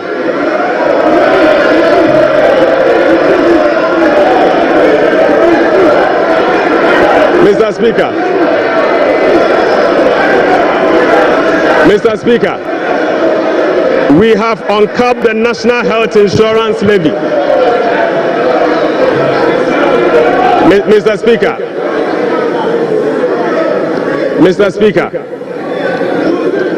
we have uncapped the National Health Insurance Levy. An amount of about 10 billion Ghana cedis has been programmed for the National Health Insurance Scheme. And this amount is expected to be used for the following: claim payments, essential medicine, vaccine payment, free primary health care, the Ghana Medical Care Trust, Mr. Speaker, and bridging the USAID financing shortfall. Mr. Speaker, in the year 2025, government will continue to implement reforms and increase budgetary allocation to enhance the implementation of 4 targeted social protection programs, namely National Health Insurance, the LEAP program, the school feeding program, and the capitation grant. Speaker, yes.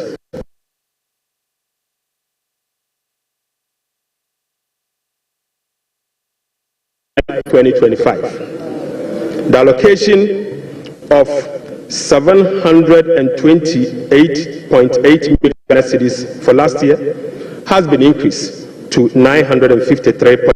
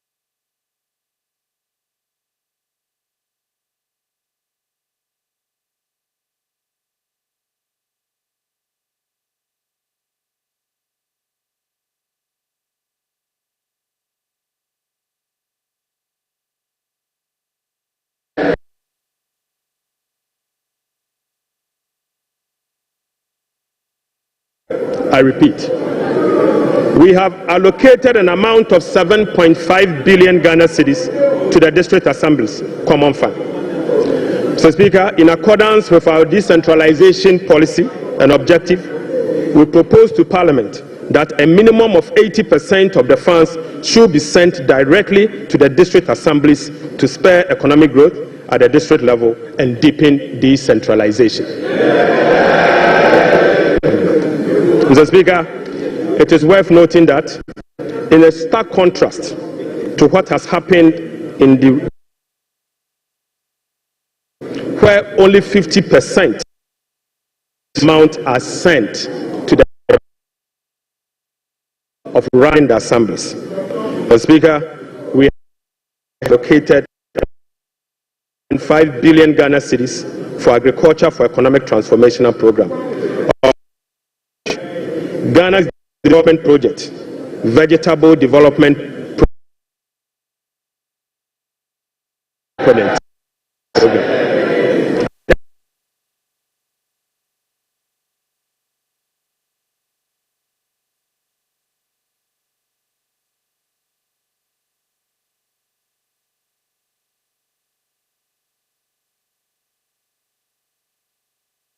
We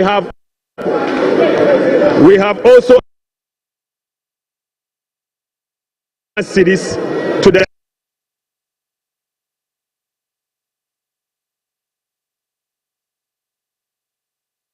amount of 300 million Ghana cedis to the National Apprenticeship Program. Right, Honorable Speaker, we have also allocated an amount of 100 million Ghana cedis. Speaker, an amount of 100 million has been allocated to the National Codes Program. Mr. Speaker, another amount of 100 million Ghana cedis been allocated for the payment of monthly allowance to all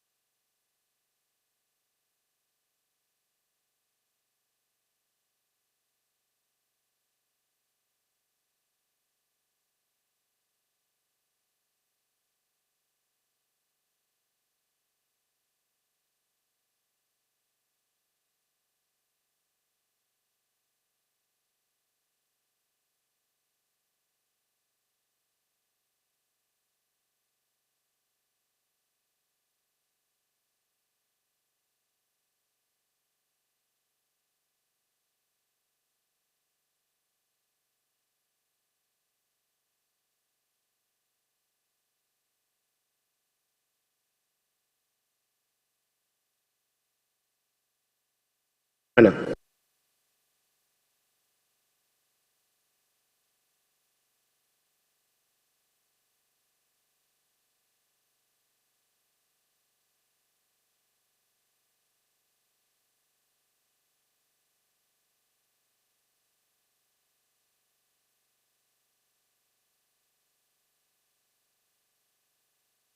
And our commitment to reform will not waver. Those who doubt our resolve should not underestimate the determination of the people of Ghana, who will no longer. Together, we will navigate these turbulent times and emerge stronger. Mr. Speaker, we are making serious progress. Right Honorable Speaker, we are making progress. We committed to running a lean, efficient government of 60 ministers. Mr. Speaker, we have delivered. Mr. Speaker, we committed to scrapping the e-levy. We have delivered. Mr. Speaker, we committed to scrapping the Burton tax. We have delivered. Right Honorable Speaker, we committed to eliminate academic fee for first-year public tertiary students. We have delivered. Mr. Speaker, we committed to providing free tertiary education for all people with disability. We have delivered. Mr. Speaker, we committed to providing dedicated source of funding for free secondary education. We have delivered.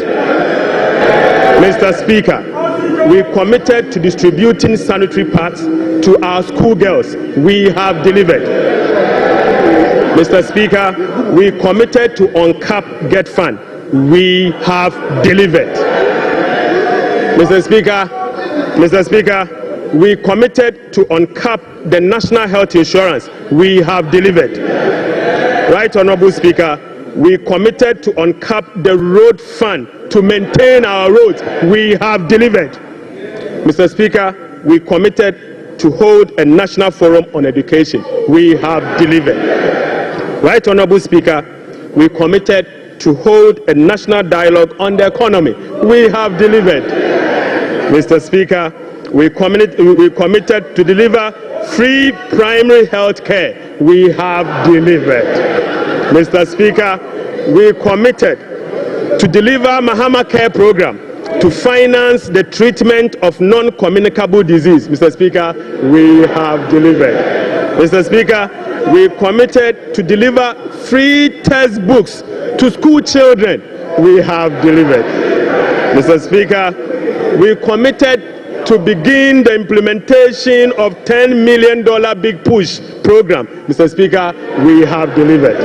Mr. Speaker, we committed to constitute a review process for our constitution. Mr. Speaker, we are delivering. Mr. Speaker, we committed to build the Ghana we want together. We are delivering.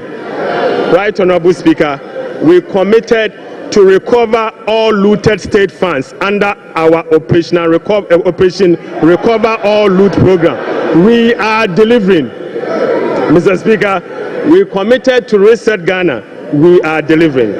Right Honorable Speaker, I call on Parliament, the business community, civil society, investors, and all citizens to support the bold reforms outlined in this budget. Together, Mr. Speaker, we have the power to build a resilient economy that will help us tackle the challenges we face as a country. This budget is a foundation upon which we will build a more resilient and equitable society. Mr. Speaker, this budget is not just about numbers. It is about a blueprint for growth, stability, and opportunity. With unity and determination, we can restore faith in our economy, foster innovation, and uplift every Ghanaian.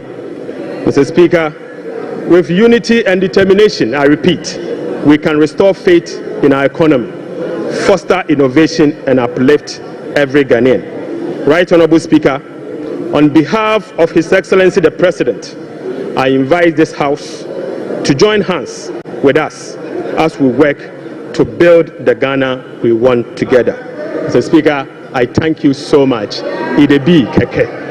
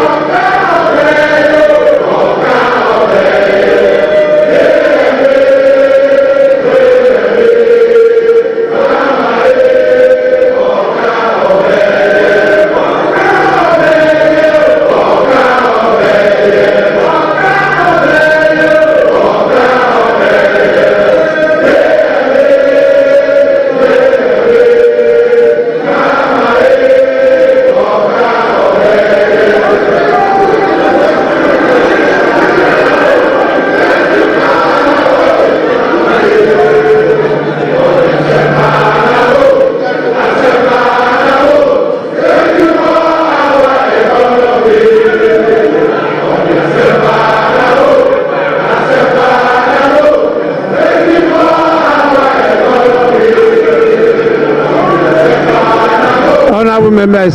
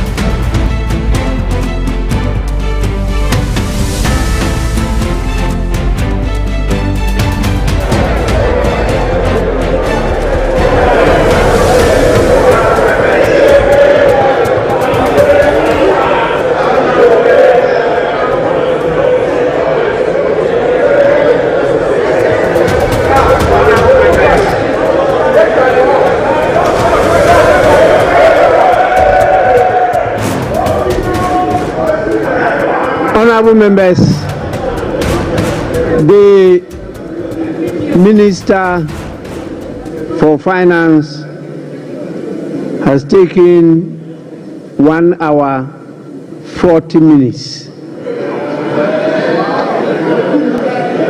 to make the statement.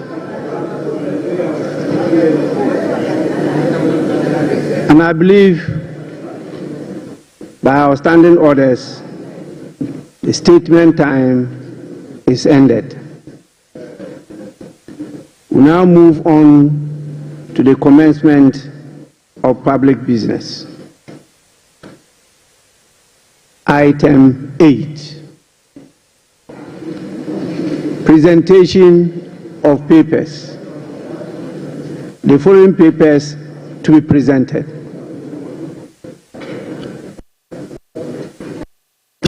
Of paper presented. 8A by the Minister for Finance. Annual report on the petroleum fund for the 2024 fiscal year. Honourable members, this refers to 8A Roman 1, and this has been presented and is referred to the Finance Committee for consideration and report to the House. We now move on to 8A Roman 2. Annual report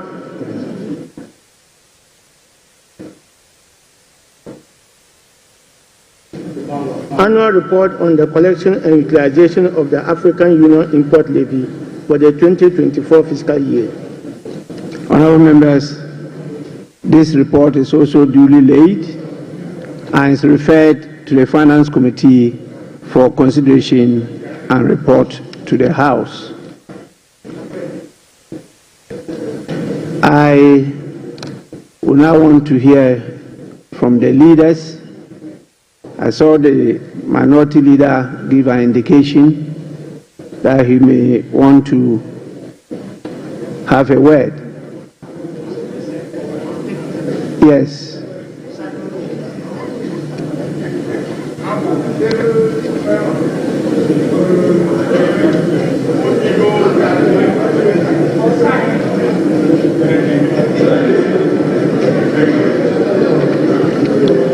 Yes, minority leader.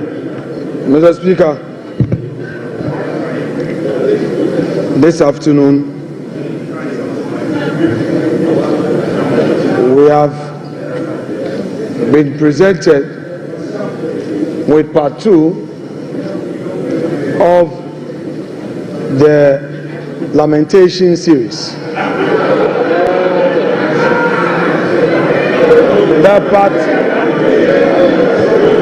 The part 1, Mr. Speaker, the part 1 was Mahamanomics. The part 2 is Forcenomics. And it's very clear, Mr. Speaker, that under the economy that they complain about, the growth was 5.7%. And under the research economy, the growth is rather going down. You are projecting a 4-point-something growth. That is what you are doing. Mr. Speaker, the economy that they complain about left us with 4 months of import cover, and they are projecting under reset 3 months. Mr. Speaker, these are the very people who managed the economy up to 2016 and left us with some IPP debts. Today they are telling us that they are coming to renegotiate the very disaster they left us. Mr. Speaker, Honourable Minority Leader. Honourable Minority Leader. Mr. Speaker, we are not debating today. We are giving an indication. Honourable Minority Leader, please be guided by Order 91. Mr. Speaker, exactly so. Very, very guided by that. Mr. Speaker, I may read Order 91. Your statement was that you are not debating today. Oh, Mr. Speaker, we are not making comment on it. We are not going to make comment today.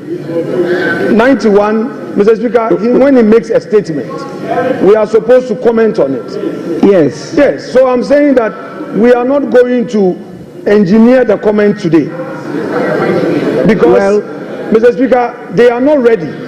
We are ready, but we think they are not ready. So I'm only going to give an indication. Mr. Speaker, let the minority leader enjoy his bona fides for this minute. Just relax, Mr. Speaker. I only want to draw your attention to the fact that you can only make comments. Very well. And the comments not more than 5 minutes. Mr. Speaker, in commenting on this statement by the finance minister, it is clear to all of us in this chamber that today they decided to populate this chamber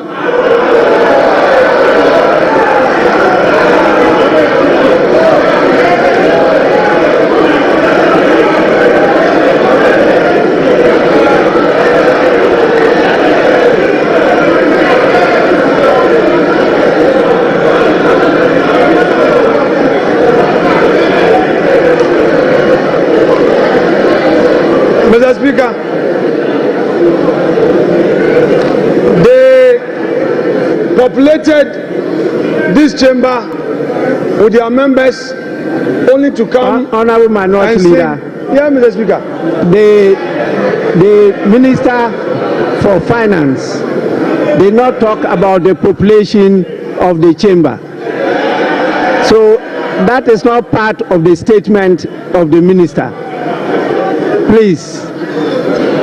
Mr. Speaker, I noticed that when the finance minister came to present his statement, for the first time after the inauguration, the swearing in, the majority side was heavily populated. Mr. Speaker, that notwithstanding, Mr. Speaker, we have witnessed what we can best describe as an Azar budget. Mr. Speaker, they are all much talked about for 24-hour economy.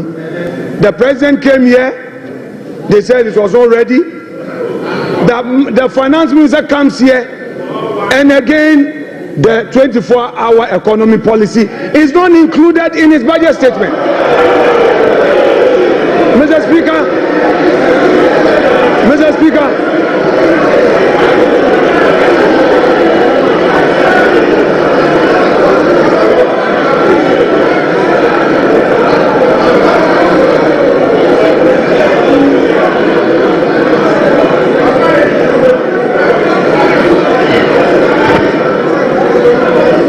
Mr. Speaker, the youth of this country have been waiting for this 24-hour economy policy. The minister tells us the policy will be brought later. Hey, Ato, the policy will be brought later. Mr. Speaker, it is clear that all the jobs they promised the youth of this country was merely an Azar promise. Mr. Speaker, there is no inspiration from this budget. There is no hope in this budget.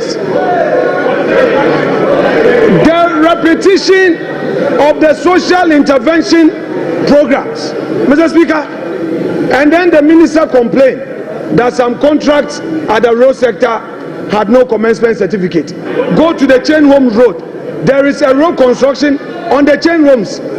There is a new road being constructed to the 10 rooms with a new runabout. There is no commencement. We did a search. There is no commencement. There is no PP approval. You are doing, Mr. Speaker, you have started construction only at the Chain Homes. Honorable Minority Leader. Honorable Minority Leader. Honorable Minority Leader. Please, comments. I have given you a privilege. Don't abuse it.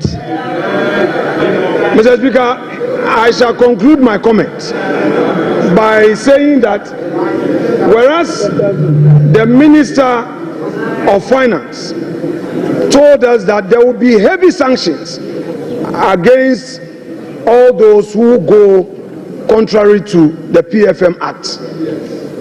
Under his own administration, the Chain Homes Road is being constructed now. A new runabout is being constructed. Meanwhile, there is no commencement certificate. Meanwhile, there is no PP approval. Mr. Speaker, the sanctions must start with his own ministers. Mr. Speaker, we are ready for our comments. We know they are not ready, but if the minister is going to stay, Mr. Speaker, let us start the comments on this budget statement here and now, because this Azam budget, we cannot allow it to get onto the shelves for Ghanaians to think that there is any hope. Mr. Speaker, there is going to be comment to expose them. Thank you very much.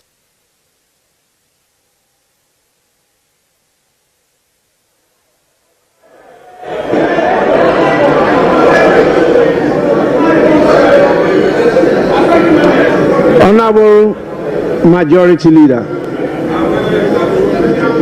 Mr. Speaker, the minority leader and I share something in common. We were both assemblymen. And when the Minister of Finance made the unprecedented announcement of a gargantuan sum of money for assemblymen, I saw the gleeful smile on his face.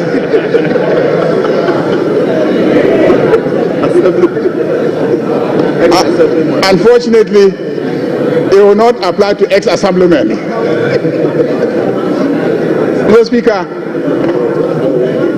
this clearly is a budget of a government and a party that keeps its promises. Almost every promise that was made by John Dramani Mahama is being fulfilled in less than 120 days. This budget is a budget for Makola women.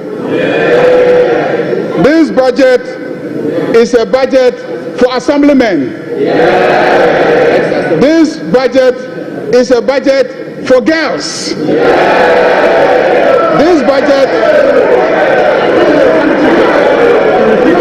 sanitary pads, students, girls, students, sanitary pads, there's sanitary pads. Mr. Speaker, Mr. Speaker,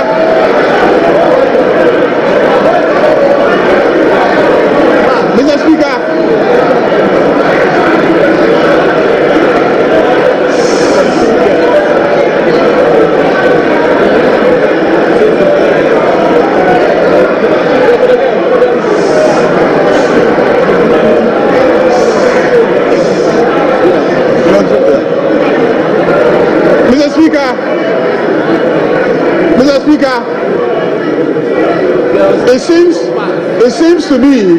it seems to me that the men on this side have started using sanitary pads.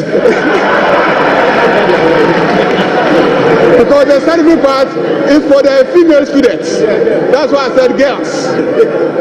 Mr. Speaker, this is a budget for school children. They will now get the set of textbooks that they need to study. And peace of mind. Mr. Speaker, this is a budget that delivers solid reforms. And this is a budget that is moving our growth from Galamsey growth to real growth. Mr. Speaker, by the time we finish implementing this budget, and by the time we finish implementing the three that will come after this one, Osunu beye nkitikiti. Osunu beye nkitikiti.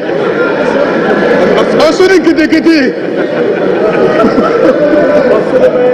To wit, Mr. Speaker, the elephant will become small. Osunu beye kitikiti.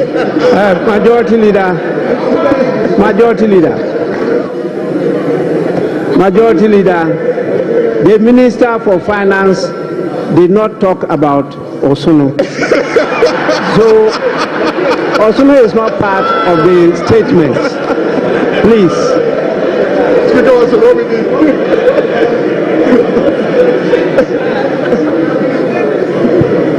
Mr. Speaker, on that note, I want to assure my friend, the minority leader, that the road at Chain Homes that is being done is not a new project. It's not a new project. So don't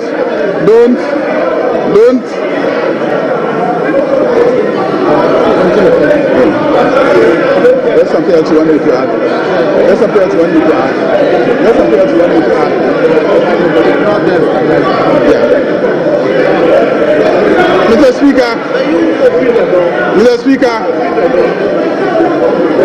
Speaker, this is a budget. This is a budget that gives hope to Ghanaians. This is a budget that will stabilize the economy. This is a budget that will create jobs for the youth of this country. Because this is a budget that will stabilize the economy and provide the enabling environment for the private sector to thrive and create jobs for the youth of this country. Mr. Speaker, fishermen, Okada riders, taxi drivers, students, and the energy sector is going to be salvaged by the implementation of this budget. Mr. Speaker, I want to thank the Minister of Finance for making the statement and to assure my friend, the minority leader, that we are ready to debate their records and our records, and we are ready to demonstrate that the proposals contained in the statement of the Minister of Finance will indeed reset Ghana. Ghana is being reset. Thank you very much, Mr. Speaker.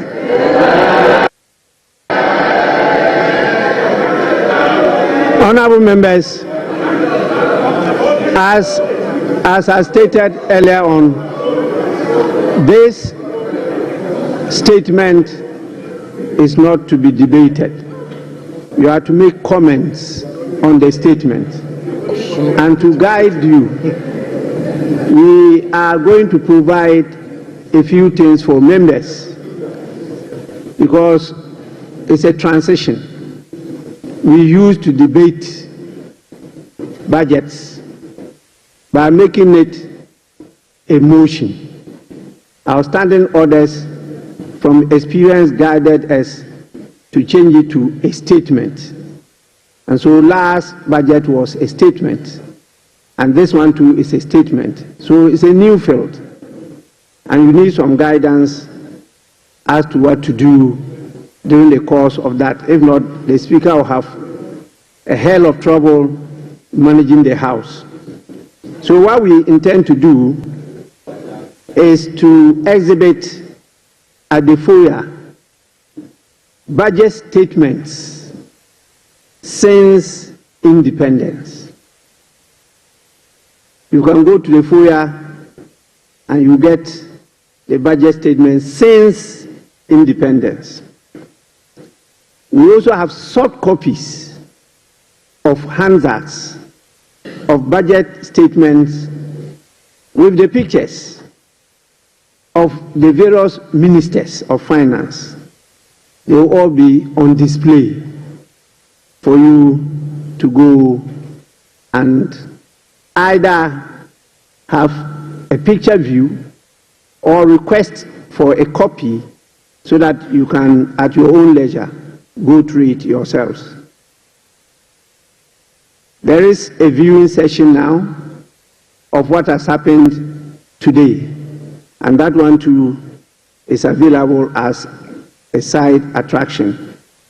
You can go and have access and view it. We believe that this will assist you, and as we do that, we may focus on some of you, and we particularly want to project the excellent inputs that our ladies make on the floor as part of the affirmative action, a law that we passed. So we will give the ladies a priority or place in this feature. So with this, honorable members, I will proceed, since we've not yet done 5 hours, to put a question. And then you decide whether we should adjourn or not. So So I'm going to put the question. Honorable members, I will allow the leaders to move the motion. So I will call on the minority leader. The minority leader wants to move the motion for adjournment. Speaker, thank you. Mr. Speaker, I believe that since 7th January, this is the first time the majority is entering this in full. So we can stay, we can do some 2 more hours of comment before we move the motion for adjournment. So, Mr. Speaker, this is the first time we are having a full house. So, Mr. Speaker, let's give them the opportunity to comment, especially those who are not regular in this chamber. So, once we are done, we can then move the motion to adjourn the House. Mr. Speaker, that is my humble prayer. I don't know whether they would agree, but if they are in a hurry to go back home, Mr. Speaker, I would therefore move that this House be adjourned to enable them go back home.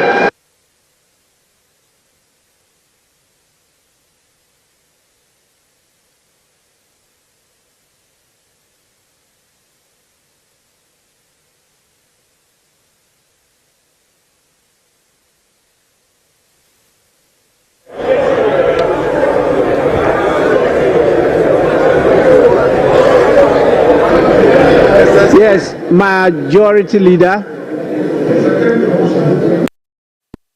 Mr. Speaker, what the minority leader says is a reflection of the constitution of this side. It's testimony to the fact that when they are needed, they will be here.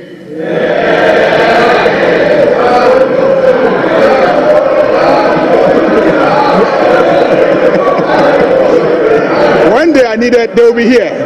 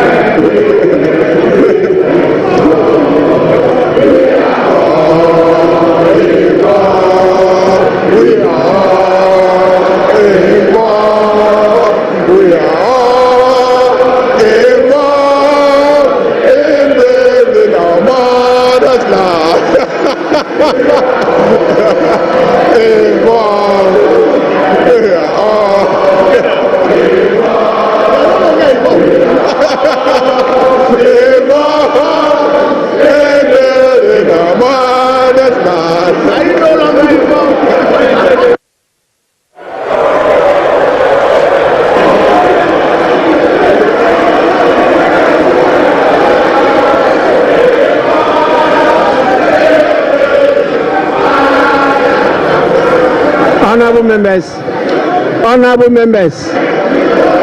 Mr. Speaker,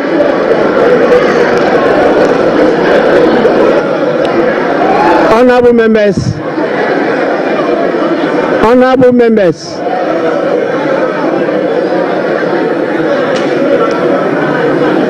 Honorable members, please, honorable members, the Winneba choir sings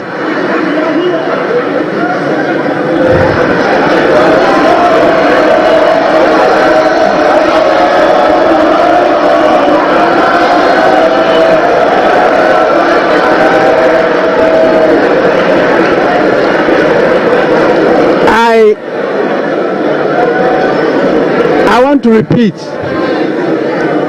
I want to repeat it. I'm sure you didn't hear what I was trying to say. The Winneba choir sings better than you all. Majority Leader, you may now go on. Mr. Speaker, it is obvious that the minority have withdrawn from participating in the involvement in the development of this country.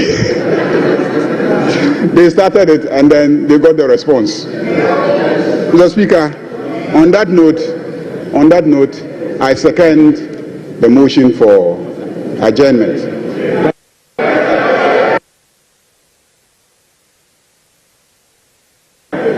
Honorable members, those in favor of the motion for adjournment, say aye. Those against the motion for adjournment, say no.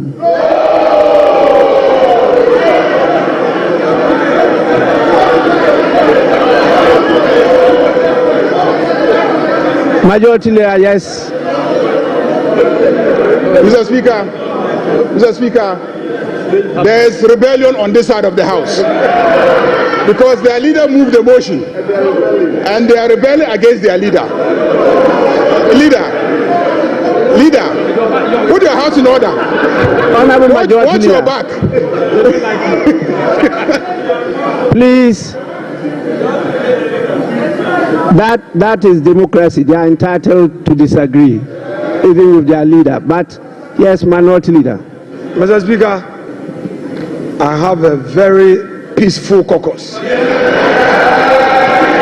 Mr. Speaker, I moved the motion for adjournment for the benefit of the majority. I said to enable them go home and rest. But we are ready to work. So they are right. Lani has seconded, meaning that his people are tired. Honorable members, the ayes have it. The motion is adopted. This House stands adjourned till tomorrow at 10 in the forenoon. The House is adjourned.